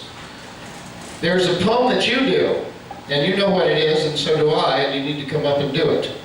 And then we will welcome to the stage our feature act from NASA, okay? And it takes a big deal to get this guy down here because NASA, as you know, recently announced that they're partnering with corporate business. Yes, NASA. No NASA. More NASA. That's good stuff, Wolfgang. Yes, NASA. No NASA. Anyway, but you know the poem. I want you to read the poem, and then I'm going to welcome to the stage our feature attraction, Dwan Jenkins, who is a janitor on the space station, and we don't know where it's going to go from there. So I highly recommend, if you've never been to the show before, I would really rather you drink than text, because that could be a problem. Ladies and gentlemen, you know the poem. You know the poem. See, I don't even have to tell you the poem because you know it. You've got to read that poem. Well, not that.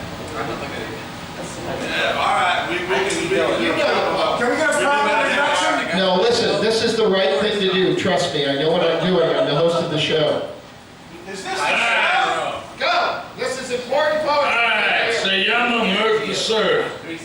Cell phone tweakers, little squeakers, cell phone snitches, little bitches, cell phone nerds, little turds, redneck truckers, motherfuckers! You got it! Alright, and we got another one which we did, we employed the last time we played this venue in New York. Anyway, live from Hogtown Creek, it's the Lobo Show.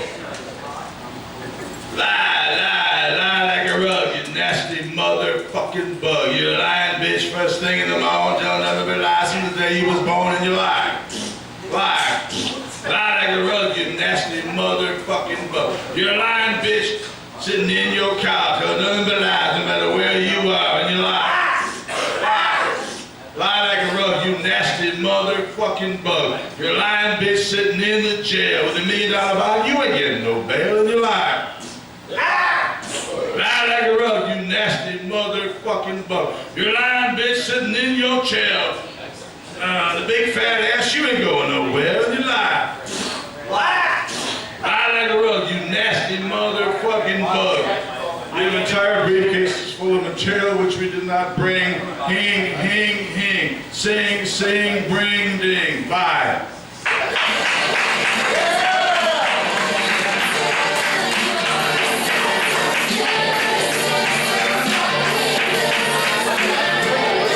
Yes. Whenever ghosts infiltrate the church, you need to let them have the mic. It will teach you a thing or two. Ladies and gentlemen, before I introduce our feature act, have I missed anybody? Ladies and gentlemen, please welcome to the stage. He has accused me of missing him over and over again, and as you saw tonight, he has been right, but I will not miss him tonight. Ladies and gentlemen, in defense of loudness, please welcome to the stage, Blue. Give him a round of applause. Blue tonight, his dissertation in defense of loudness.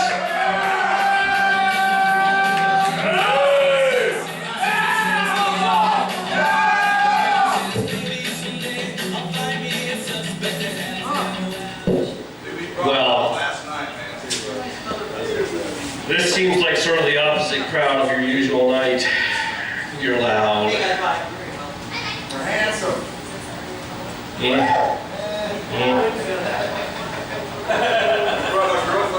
I'm not a loud person. I can be described as taciturn. Flying monkey target mate. That's also a fair description. But on occasion I do get loud. And when I get loud, the reaction is varied. Occasionally people run away, they get weird, they write poems about it. A little passive aggressive, but we're okay. So I'd like to explain the history of loud from my own perspective. A history of violence. Obviously, genetically speaking, we are endowed with the ability to be extraordinarily loud. We have lung capacity.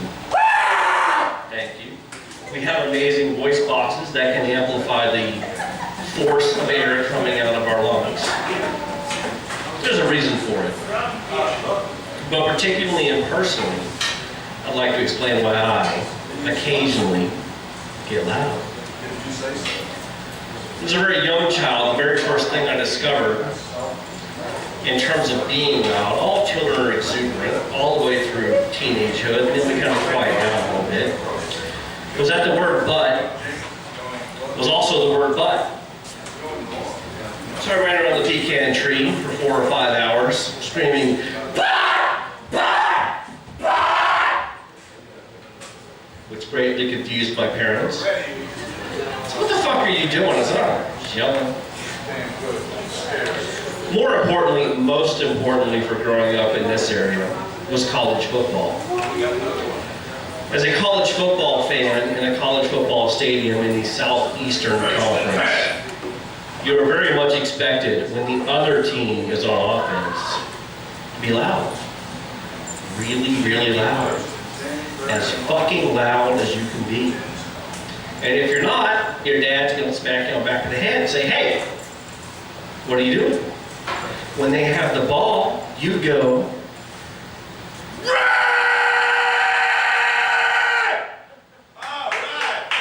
as long as you can. In the 90s, it was a legitimate advantage. These days, teams have figured it out. It's not what it was, but 80, 90,000 drunk motherfuckers doing that had a lot of effect. Exactly. Secondly, growing up as I did in the woods, being loud was simply a form of communication.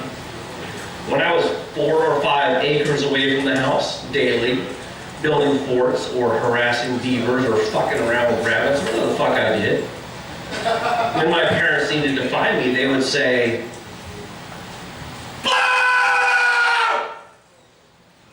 and I would reply, and that's simply how we communicated over long distances, as we are genetically endowed to do. Thirdly, as part of that whole parental thing, coming back to football, in 2010 my father died. I attended the first Florida football game of that year, and I'd had a stuffed ear for 19 years. I have small eustachian tumors. I'm sure many of you have this problem with inner ear infections where once they get stuffed up, it takes forever to heal. I discovered during that football game, after 19 years, in the very first quarter, when the other team had the ball, myself, my brothers, were sitting there going,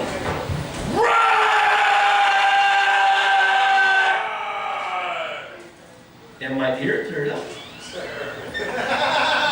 19 fucking years of not being able to hear it on my right ear to clear it right up. The power of 80, 90,000 motherfuckers in that stadium and myself popped it. So since then, I've developed an algorithm for clearing my ears while my tiny little eustachian tubes cleared up, or stuff up, the little fuckers they are. I get in my car, I turn my radio all the fucking way up, and I sing along with whatever's going on. Pop a little bit of Afrin, and within a week, you do that kind of shit, a whole bunch of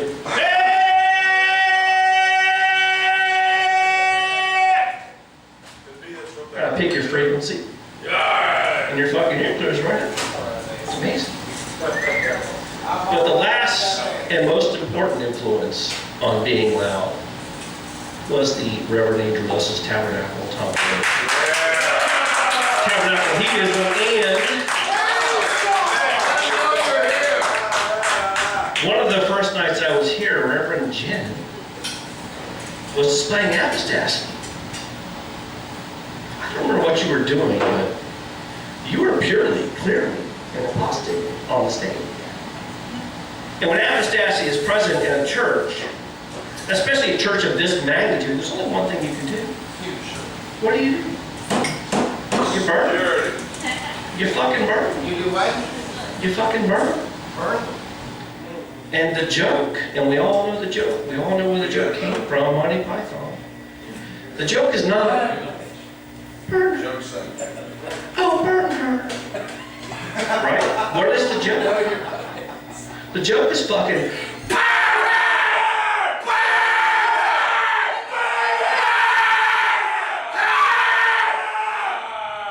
that's a joke. If you don't do it like that, it's not funny. Right? So occasionally, just as part of being a human being, you have to drop all that bullshit.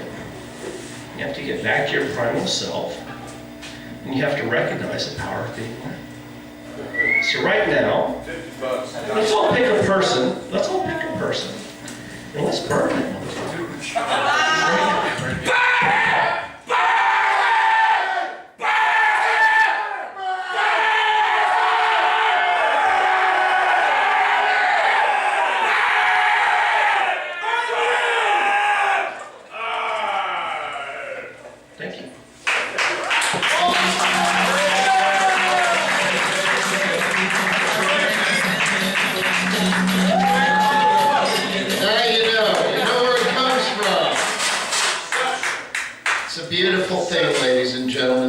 church, you need to learn how to shout so loud it hurts everyone around you. That's what church is all about. What if the show is already painful?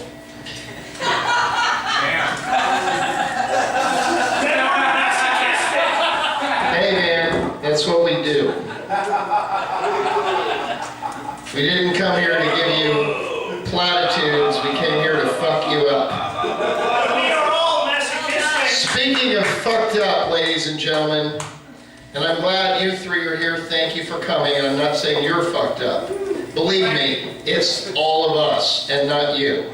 You three are unique in this group, which makes you three Fucked up. unless you join us. And you know how to join us. What you do is you shout down everybody and you be who you are, and you don't run out of here because you've got to get on your fucking iPhone. Hang out for a minute and relax. And get drunk. Give yourself a minute. If I can recruit just 3 of you to the Tabernacle of Hedonism, you can keep your religion, just bring it in here. Yell at it, challenge it, question it, and then do whatever you need to do. Glad you're here, in all honesty. My name is Tom Miller, I'm the host. Glad you're here. Welcome our new guests. We have a lot of other newbies here. You got the couch people, happy they're here. I kinda like the couch people. That could be, you could be the couch people. The couch has eyes. Yeah. What color is that couch? I'm colorblind. Is that red? Purple? You could be the purple couch people. We can make a thing out of you. Every week we come in and let's see what the purple couch people are up to. There's no pie bitches. Come on back. No, there are no pie. No one will be the pie bitches, man. You can't beat that shit. With a stick. Anyway, welcome to church. This is our spiritual leader, the Reverend Angel Dust, for those of you who don't know him. Ladies and gentlemen, to conclude our show, and by conclude I mean there might be more, but to conclude our show, we worked very hard. This is a gentleman that is not easy to get to. Most of the time, he is in outer space. He works for NASA. He is I believe he said he was a maintenance facilitator, is what he told me. Janitor, goddammit. Janitor? Okay. He's a janitor. I'm just saying, I want to say it right because he's a little, he's a tough fella. He's a nice guy. Very smart, by the way. One of the brilliant minds at NASA. And you know that they've now partnered with local businesses. You get on with it. All right. Ladies and gentlemen, please welcome to the stage to give you the latest in high-tech, high-space, the future of humanity, and our feature act tonight, the one, the only, Dwan Jenkins.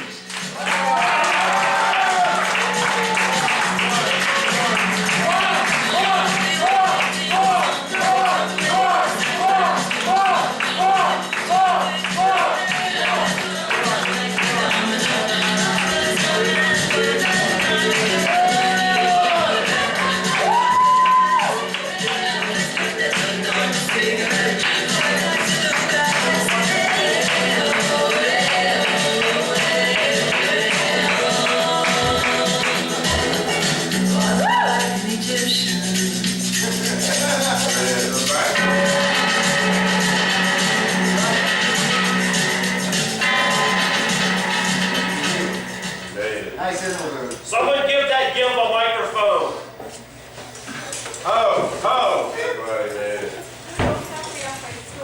That's Wolfgang, everybody, helping him out with a microphone. All right, Wolfgang.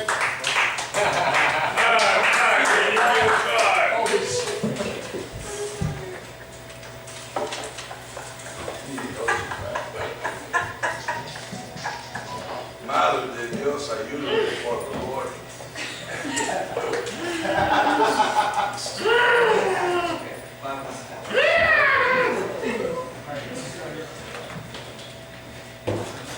Oh, beautiful, beautiful. Get a room. Being recorded, we're being filmed. So Someone get that gimp a 3-boobed woman. Hey, we can get her. She's in Florida.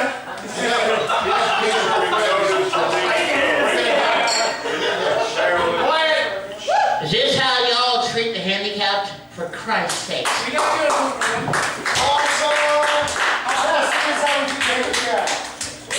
I got space. My teeth are upside down. You notice that? Normally these are on the top. Yeah, space-time continuum. It ain't funny. Ain't funny. Ooh. Hey. Friendly fucking crowd.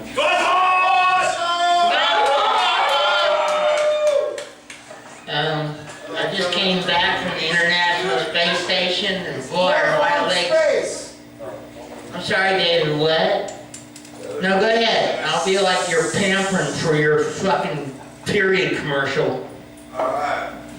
Blah, blah, blah. Thank you. Telekinesis from there again said.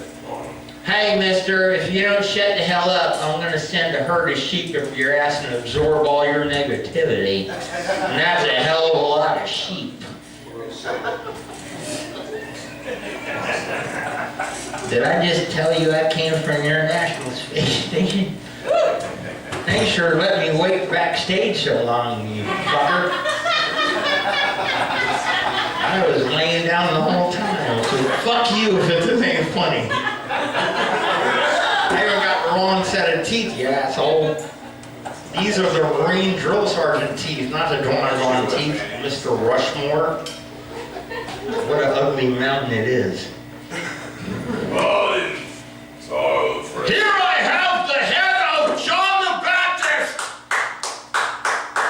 Wait, hold that. Which one? The upper one!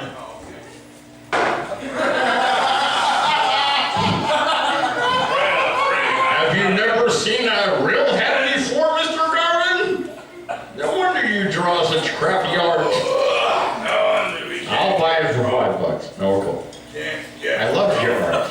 You already got your $3. Now, I was told certain things are going to go on tonight. And I'm on my knees because I have CDs. Oh, You told me about the Rothschilds eating gold-covered babies. Archie Bunker's grandchild. It's a boy. Oh look, he takes after you. You must be the father. And he's way ahead of you. Now that's a kickstand. Looks like an altar boy to me. Actually, John was. Put your finger in his forehead. Better than Belushi. Look No, out. I don't want to see it. Okay, anyway. Oh, come on. It's a fake baby. What do you want? The real one. I can punt it. These are training wheels for limp dicks. I don't know how to market it yet, but I will. Wait, I need that. I need that. This is a new tag for my blue jeans when I go to UC. Whoa! They just don't get it. It's like, oh, I'm not gay. I can teach you. Come on, E equals, I don't want to go there. Hell, speaking of which,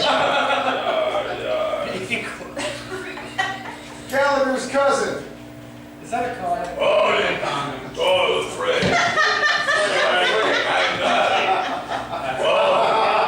That's why it smells. Yeah. Okay. When you have AIDS. You don't know how to use it. All right, you got it. I'm pinching the reservoir. This is what an egg sounds like to a sperm. No. No, little pig. I will not let you in. I gotta have a hard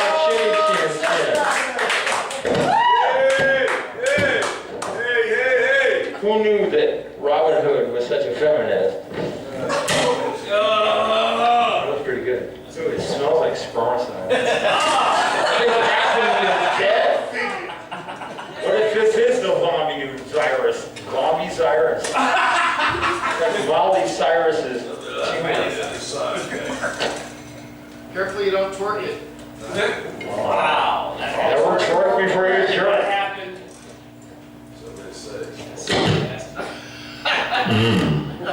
That feels good. Hey, do you mind if I use your shower? You got any oatmeal? Maybe some white bread? Just something to make up for the fact I just dove into a volcano and I ain't even no fucking virgin.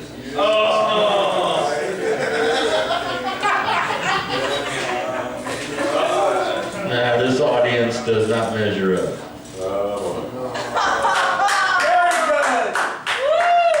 Oh, look, suddenly I got my land legs. Now you all in trouble. Listen to the shake. I feel like the guy that got caught in the bathroom by his parents at UC because they couldn't get him on his fucking shit. And he's like, no, what are you doing in there? Like, What do you think? what are you doing in there? Huh? Hitchhiking safely. Is this a Michael Brown? That was good. No, we were all here with Michael Brown. Can I take these fake teeth out since I grabbed the wrong pair? Yeah. No, I want you to use them for a bit. You cunts have no idea what's in store for you.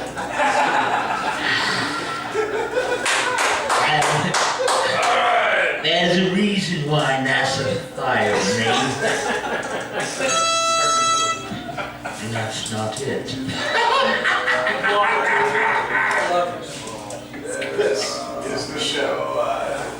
It's because you're black, isn't it? Hey, Mr. Guy over there! Sorry, I'm right here. I am a woman trapped in a woman's body. Don't laugh at me. It's a complex origami. It's more common than you think. I am a gender bender. I am a young man trapped in an old woman's body with a middle-aged African-American woman who's never been to America, was actually born in the West Indies, but thanks to the white fuckers at the goddamn coffee shop, they thought she was. But then again, James, they put us up. my mom's Puerto Rican. This kid is good. Explain that baby's penis. I don't know. This one?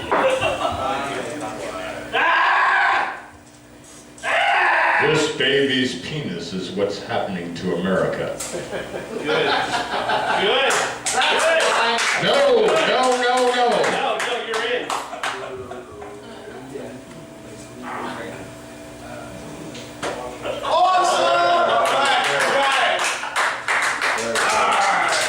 Very good. You thought I was Toronto on you, cunts. Ah!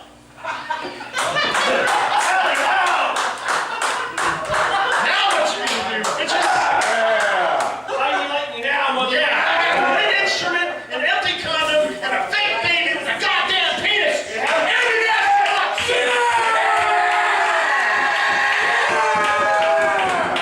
What's up now? My family would be proud. Yeah.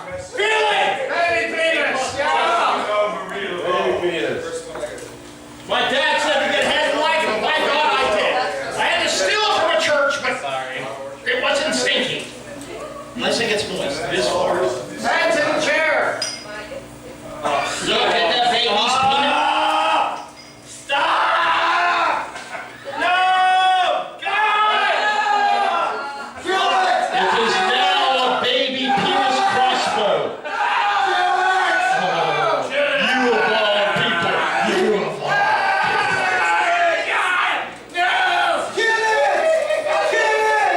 Don't dare.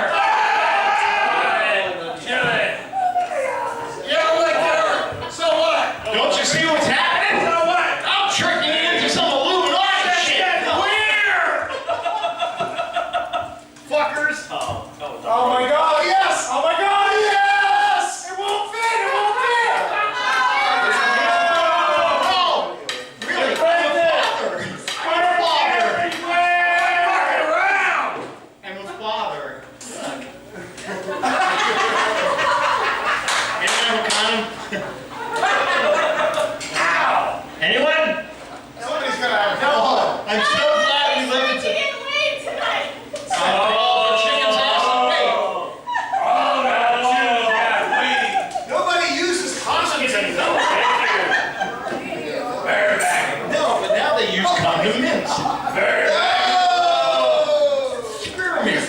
Band-Aids. Put a little ketchup in there. Get it? Spearmint? No. Like a cup of the donut. No. Like a cup of the donut. We got it. No. Yeah. Blonde, we're good. I'm not Twan anymore, man. Did you just pull that out of your purse?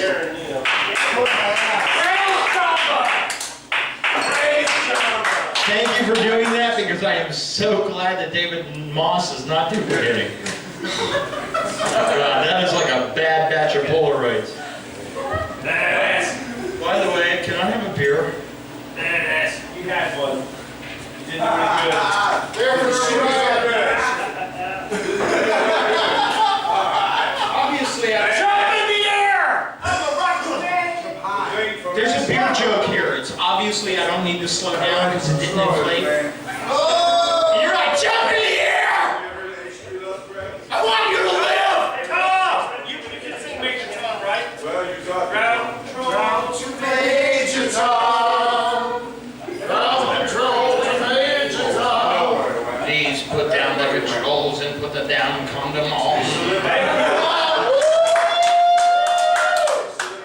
This is then wee to Major Tom.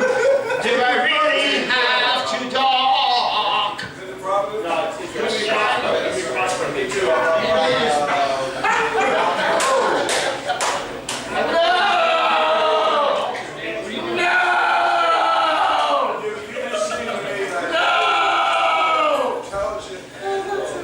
That's not good. Okay, not only did I take my fucking upside down, no, whatever, dude. You just came up here and fucked with my fucking neck. No, wait a minute. Just no. He's gonna buy me a beer. Oh, he's gonna buy us my head and shit. Whoa!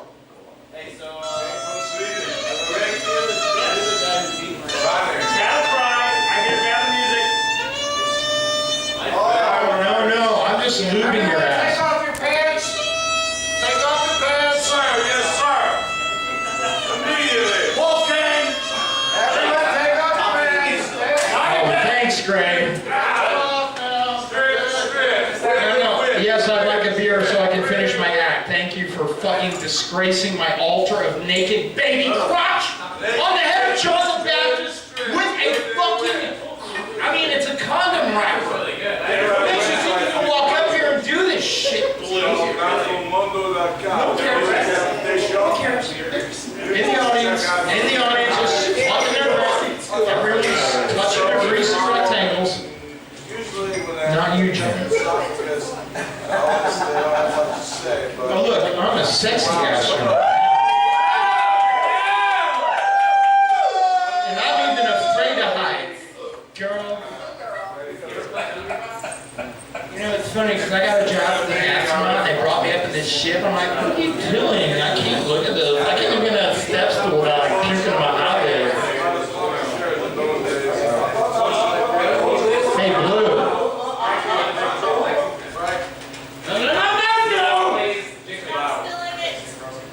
That's alcohol abuse. No, the baby can't have it. I'm gonna this and he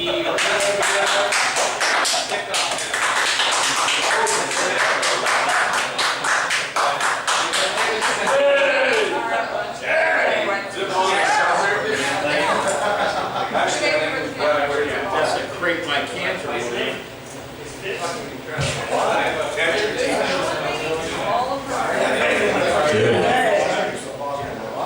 Right. See, what I've done is I've hijacked Dwan because Dwan and Father O'Brien were killed today. What? Listen. What? They were killed today in a paper airplane accident. It's not horrendous.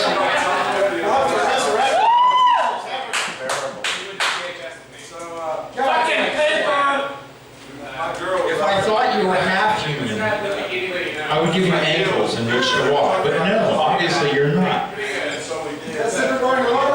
Ouch. Does that zipper go any lower, he says to the astronaut? Oh, you want to see my astronauts?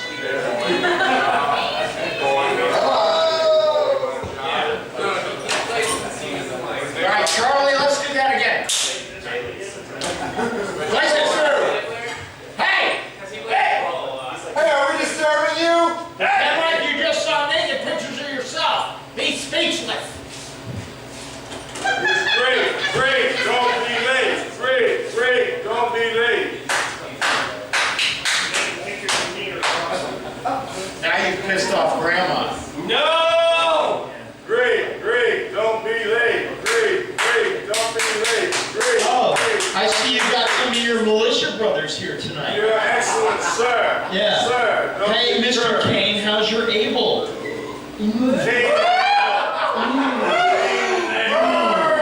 you make apple pie with serpents? Well, we should actually zero in on you. Oh, look at this. Oh yeah, whatever, Mr. Top Hat. Mr. I don't know what to say. Would you like Yeah! Mr. Top Hat man. Your hat looks like a top hat. Bitch. Yeah! I'm like a gangster puppeteer. Bitch, Uncle Bitch, motherfucker is a snitch. Oh. This isn't working. Alright, let's talk about sex. I have a list of shit I want to talk about now that we can't talk about it because I've blown my cover. Bitch, motherfucker is a snitch. You got hit with a meteor puppet, sir. You're a random space oddity and I love you. That canyon's Well, on they me. say that in New York. Robin Williams used to say that. He died. You had to go there. Like, I'm not like, oh, Jim Morrison say that, but he took a bath. Serious enough, one motherfucker here has a call. Oh, wait. Kurt Cobain said that, but he went to his greenhouse with a shotgun. Hey, what are you going to do with that shotgun? I thought you were going to feed the planets. What? I was saving that for later. He broke it. The new one you threw out?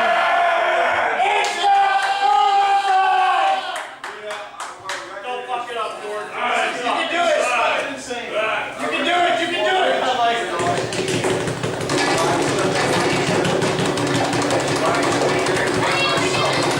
Stop! What I need is love. I need mental lubricant. Would you stop pounding the cone? Listen. Call me Richard. Quiet, everyone. We're trying to do the show. Don't you know?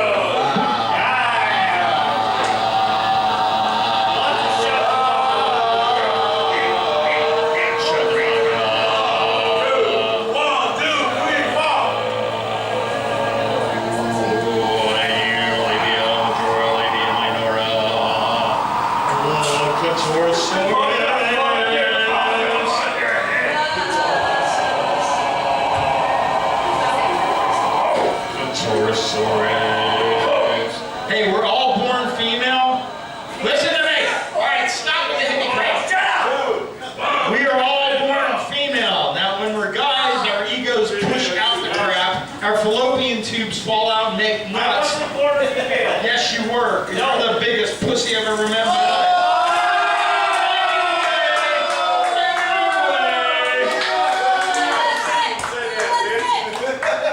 I will personally kill every single fucking one of you. Awesome!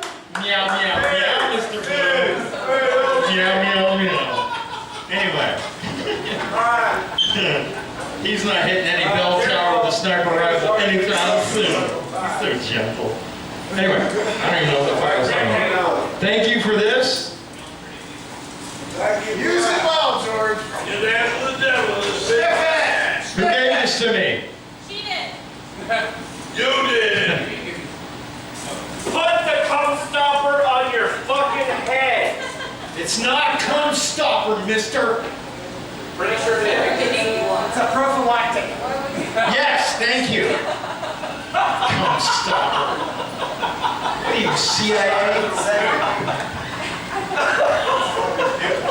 Put the cum stopper on your head! No, you said... I told redneck that butt fucked Sean Connery. Right there.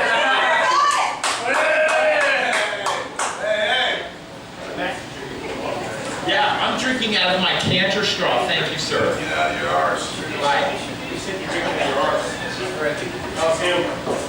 Hey, this is the show. Is this the show? This is the show. I'm about to, when I get done with this, I'm going to stage dive these guys. There's about 4 hits I'm going to get working tonight. All right, watch carefully, because hey, everybody, we worked very hard to get this grand finale. This is the grand finale. He's suffocating. Watch carefully. He has to concentrate. It's a big deal. He could die doing this. I usually use lifestyles, so.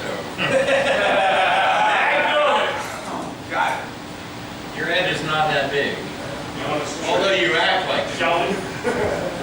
TC West.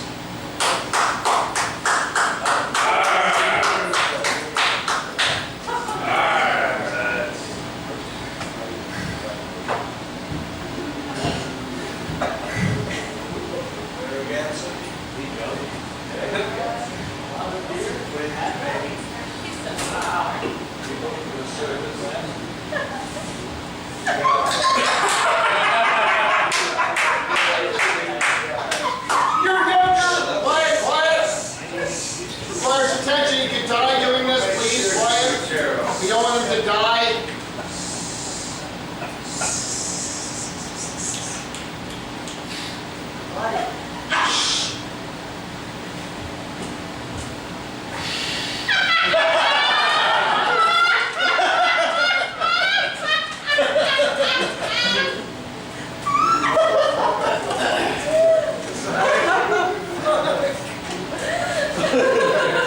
Do you laugh at Tibetans?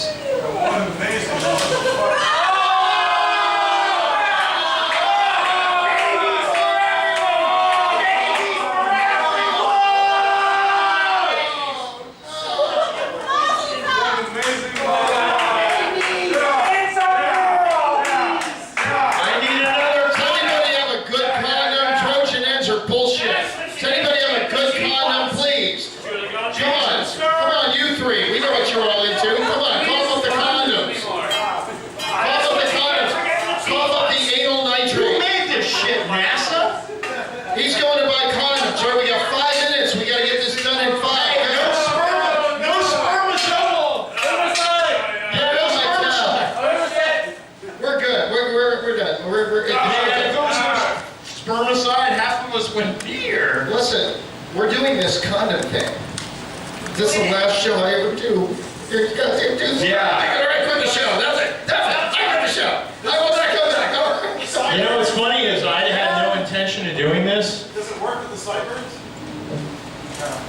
Have you never fucked with sideburns? I'm not talking about fucking. Ladies and gentlemen, let me explain something to you. No other open mic show will run across the street to the Circle K to get condoms so that the act can work. Right? There's not one other show, so believe me when I tell you, you're in a special place. We will not shortchange you. For those of you who even paid to get in here, we're going to give you $3 worth of entertainment. By God, we will. Have anatomically correct babies. Show him the baby. And the head of John the Baptist. There he comes. There he is. Look at him. Look at him run. Like he's gonna get laid. Bull in a china shop. Don't hurt the truck, Blue. Don't hurt the truck. Run.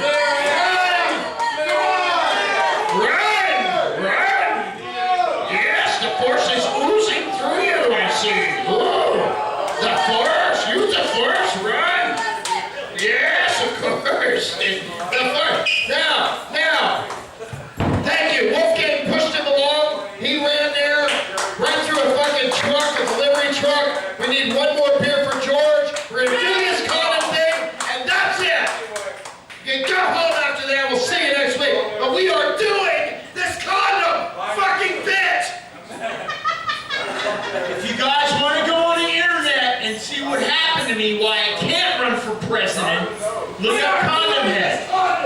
I'm not trying to regain my consciousness or my reputation because I never had any.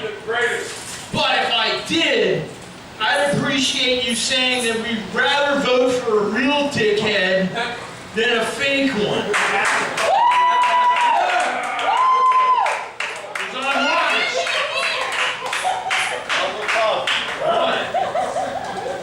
It's a girl.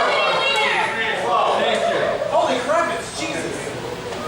Holy shit, it is. It's at least Jesus. There's the answer to your question. We will not leave until we get this condom bed. Can I please have a damn beer? You got 4 minutes, go. Beer. Beer. I need beer. I'm not gonna do this. 1, 2, 3, 4. Where's Toby here? What happened to Toby? Don't name us Toby. His penis is named Toby? Good, it's not. Your name is Toby. Bring up history. Put the fucking rubber on your head, you cunt! Let's all do this together. Let's all do this together in the name of art. Who's in it?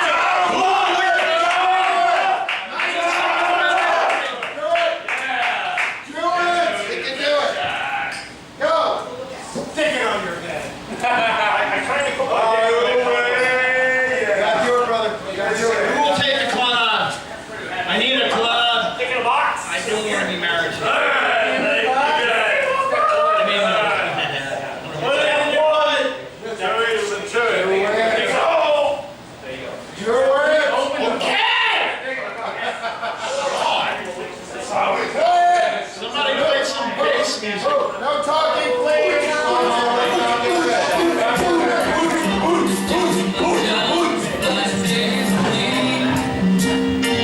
Don't fuck up.